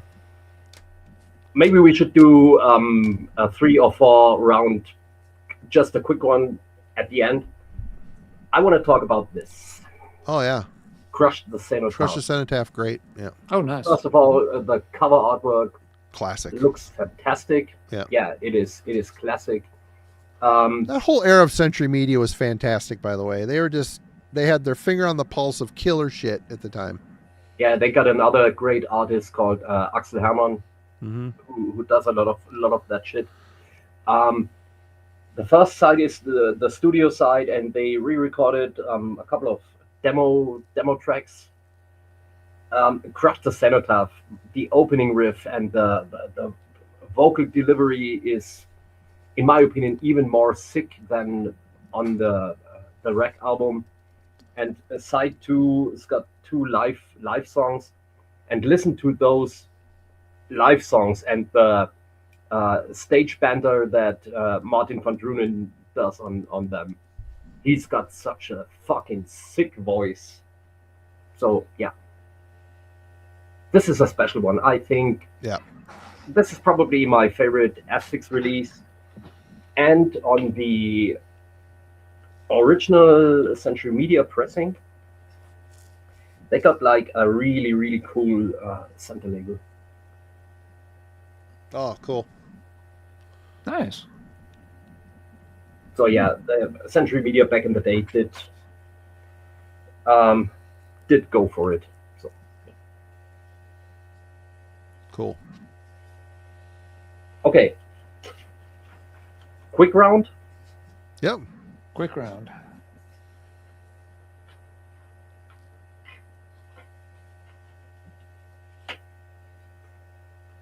Now it's me again. Yeah.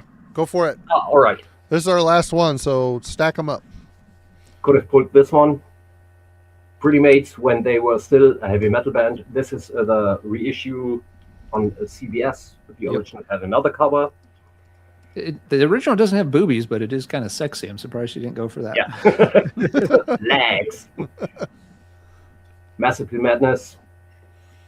Going back to the grindy stuff after Harmony Corruption. Deceased. 13 Frightened Souls. Cool, that was in my stack too. Good one. Good one. Yep. Terminal Velocity by Bloodlust. Face Fate by Bloodlust. No, they were called Bloodlust, but now called Blood Feast. Yep. So now you do it. Classic. Yep. Alan. All right, so I'll wrap up with just a few more new wave of British heavy metal items. We've got Holocaust's Heavy Metal Mania. That bird did something wrong in a past life, and it has now paid off in spades. But yeah, kind of a classic early new wave of British heavy metal one from the British Isles.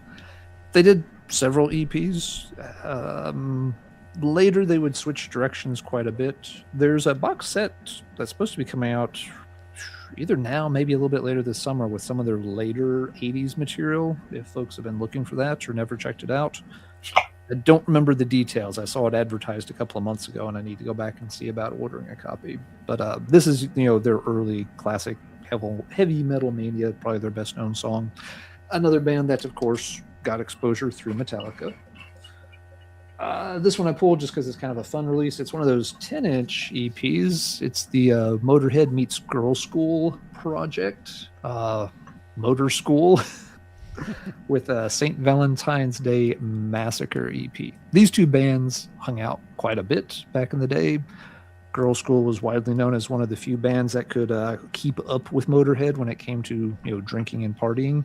And so, yeah, they just kind of did this collaboration thing. The gimmick here was that Girl School would do a Motorhead song, Motorhead would cover a Girl School song, and then they would kind of collaborate on a rendition of Bomber. So that's what you get. I like the picture on the back too. The ladies have taken the guns and just mowed down the poor chaps from Motorhead. Over here, man, it looks like everyone's just out having fun, just typical Saturday night downtown. But yeah, something went wrong, and looks like Girl School won.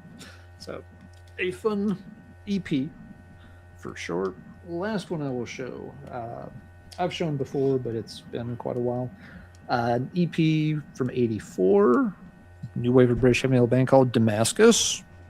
That is some green hair for you right there. Damascus is best known for having an excellent vocalist, a really talented singer. The songwriting's quite good too. They are leaning a little bit towards the lighter side of things. It was 1984 by this point. New wave of British heavy metal was running out of steam, but this is still a solid EP and can be a bit hard to find.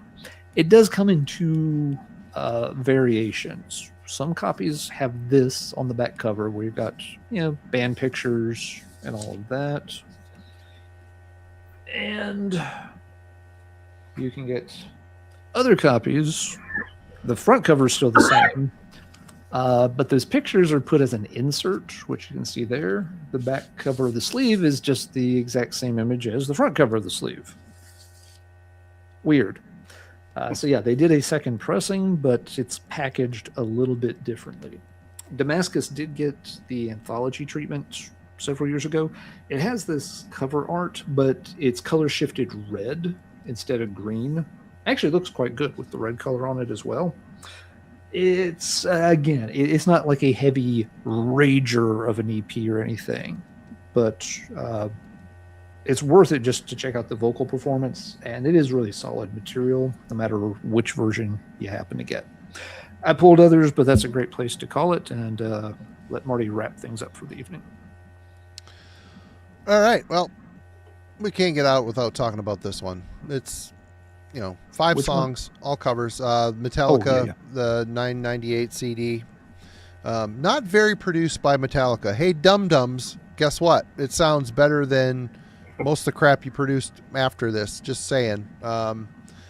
Helpless, Small Hours, The Wait, Crash Course Brain Surgery, Last Caress, Green Hell. A little bit of everything on here. This is great. This is the last Metallica release I truly love. A lot of energy. The band, obviously, going through a rough time. They give Jason trying him out with doing some covers, and Metallica were always a really good cover band. They were, and they wear their influences on their sleeve, and they really do a great job with these songs. Love the energy, love the song selection. This is not the band's best material, but Surf Nicaragua by Sacred Reich, when this came out, I was very excited. I loved Ignorance. I think Ignorance is a fantastic debut album. The band was never that good again. I do like The American Way, but you're getting some funk coming in, and then after that they turn into kind of like a groove band. And but this has got Surf Nicaragua, One Nation, War Pigs cover. Then you got some live tracks, Ignorance, Death Squad. It's cool. I listen to the shit out of it. This is a reissue, added bonus tracks, but the Fuck You and Then Some is not. It was just Fuck You. It had the song Fuck You, which was a cover, the Subhumans cover, not the UK Subhumans though, the Canadian Subhumans. Good song. They're still doing that to this day. Then it's got a bunch of live tracks from the rolls Rotten to the Core, Hammerhead, Use Your Head, Electroviolence. Always loved this very much. Dawn, their EP, the Sorg Pas Farte Vingerflo. Saying it wrong, but this is the one that came out just before Slaughter Sun. 4-song EP. All songs are exclusive to this EP. Absolutely fantastic. Swedish. Melodic death metal with a little bit of a black metal searing to it. And last, I have others, but it's a good place to stop. Poor Lost and Forgotten Divine Eve, As the Angels Weep. This was a Texas band. They were complete Celtic Frost worship, but a little bit more death metal minded. Really good groove. It's got the drummer from Morgion, Rhett Davis, on drums here, I believe. Or was that on Divine Eve? Or on Crimson. This band ended up becoming Crimson Relic. Oh, dude, I can't read that text. He did not play on this album. He ended up joining them when they became Crimson Relic. So my information is once again incorrect. Tonight is the night where I'm wrong about everything. So let's just let's go there. But this is a very cool EP. This band was really good. Texas band, if I didn't mention that. This came out on Nuclear Blast. Very good, heavy Celtic Frost inspired death metal. Groovy, heavy, well produced, really catchy, hooky music. And I'm going to call it right there.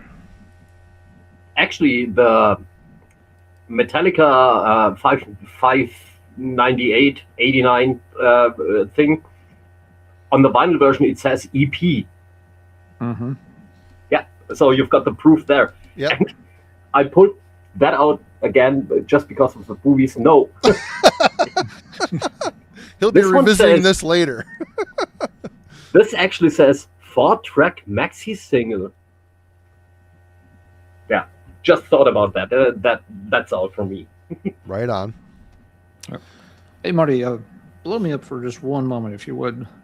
I just have you've seen this, but a joke. Several folks were mentioning Agent Steel and Mad Locust Rising at the last minute. I put this together a couple of days ago and sent a copy of it over to Marty. So, hey guys, does anyone know when this is going to open? Agent Steel fans will get this and find it hilarious. And yes, there are 144 of them in the picture. Someone was trying to avoid being productive on his day at work, I see. So someone needed a break at the end of the day. And, yeah. Thought this was this. Sometimes you just have to make your own fun. That's right. So some of you in the chat are going to enjoy my fun. Right. Well, there it is in another EP episode. Jurgen, always a pleasure to have you, my friend. Always good to see you. Absolutely. You have anything going on you want to promote or talk about, or not yet? I think I'm gonna rename my channel and just talk about Booby covers? yeah. What about specializing on that? I mean, it's a good thing, It's a good If field to get into. if you don't see the videos on your feed, they are probably deleted by YouTube already. You can call it the breast metal channel ever.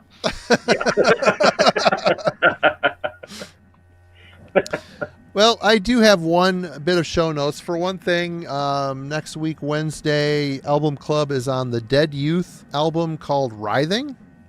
Come out on Grindcore Records. Super obscure pick. And also, we need to announce a new show, which I'm going to see if this works. What did I name that file? There it is. Here we go. New show coming up. It's called the Sabbatharium Hour. This is a new show that is going to be hosted by Dreadful Rick from the Dreadful Minutes and our Logan, the Metal and Beer Snob. They are going to be doing a new show that focuses on doom metal, all different facets of doom. Probably going to be a quarterly show unless they decide to do more. We'll see how it goes. So it seems like every time we talk about doom on the channel, there's a lot of people in the chat that are excited about it. So we're going to try doing just a doom centric show. It's going to be a 1 hour long. I think it's going to be next Saturday. I don't remember the time that was discussed. That will be, don't know exactly the time, but it's going to be earlier in the day, I believe, or early in the evening. And I think their first episode is going to be kind of like our new release roundup, except all doom type stuff. So get ready for that. The Sabbatharium, that's going to be happening soon. Keep tuned to Heavy Metallurgy for times and dates and all that fun stuff. And Funeral Doom will be in there, whatever the guys want. And I think it's going to be a show that's loosely whatever they want to talk about. It's not going to be the same thing every time. They're going to sort of a chance for them to also get a little more into something like the stoner and sludge varieties of doom too, things that don't necessarily get a ton of screen time on Metallurgy, but those guys know those scenes well, and like you said, a lot of folks enjoy them, so we're figured why not. Let's absolutely give them a chance to take that ball and run with it. I've got an idea for that. I always wanted to do a video about Crowbar, because Crowbar is one of my top 10 bands. Oh, okay. So a Crowbar deep dive, a short Crowbar deep dive would be great. I will let them know. Your alley. Yep. Yeah, you want me to let them know? I know Rick was in the chat. I don't think he's there anymore, but he was a few minutes ago. He might still be hanging out. I know both of those guys are into Crowbar as well. So I will let them know that you are down for that eventually whenever they want to do another episode. So cool. Yeah, and they've got the bong in the logo and the leaf, and I'm gonna challenge them live on air. Oh no. Oh yeah, Rick's still here. All right, on. So you heard that, Rick. Jurgen would be down to do a Crowbar episode. So there you go. All right. That's it, everybody. Thank you so much again, Jurgen. Always great to see you, my friend. Absolutely. Everybody in the chat, it's been great hanging with you on this Friday, and episode 260. There it goes. More to come from Heavy Metallurgy. Ellen, before we go, what's going on Let's Talk Metal on Tuesday? I think on Tuesday, let's see. I've pretty much run out of videos I recorded a while back, so we're working on new stuff. I have been wanting to revisit end-of-year lists and see how they are holding up, if there are albums I missed, if some things have kind of fallen off or have climbed. So I think I want to pick a couple of past years and go back through my top 10 and see how would I rearrange it today with some hindsight. So, yep, I think that's what we will be tackling. We'll be revisiting some end-of-year lists. All right. There you have it. Everybody, thanks for joining us. We will see you next week for sure. Yep. Oh, and don't forget to, yes, Miss A, thanks. Don't forget to go check out on the Shredbeard channel Sunday night. Their show, they've got, I think, Nick from Thralls is their guest. Yep. Yeah, fun guy. We've had him on Heavy Metallurgy a few times. So definitely go check that out over on Shredbeard's channel. Mayhem Sunday. At 8. 8 o'clock. Yeah, sorry, I didn't mean to cut you off. They changed the name. Mayhem Sunday. I can remember that one. All right, everybody. I didn't remember what it was changed to, which is, yes, why I was hedging on it. Got your back. All right, everybody. Thanks a lot. Cheers. We'll see you.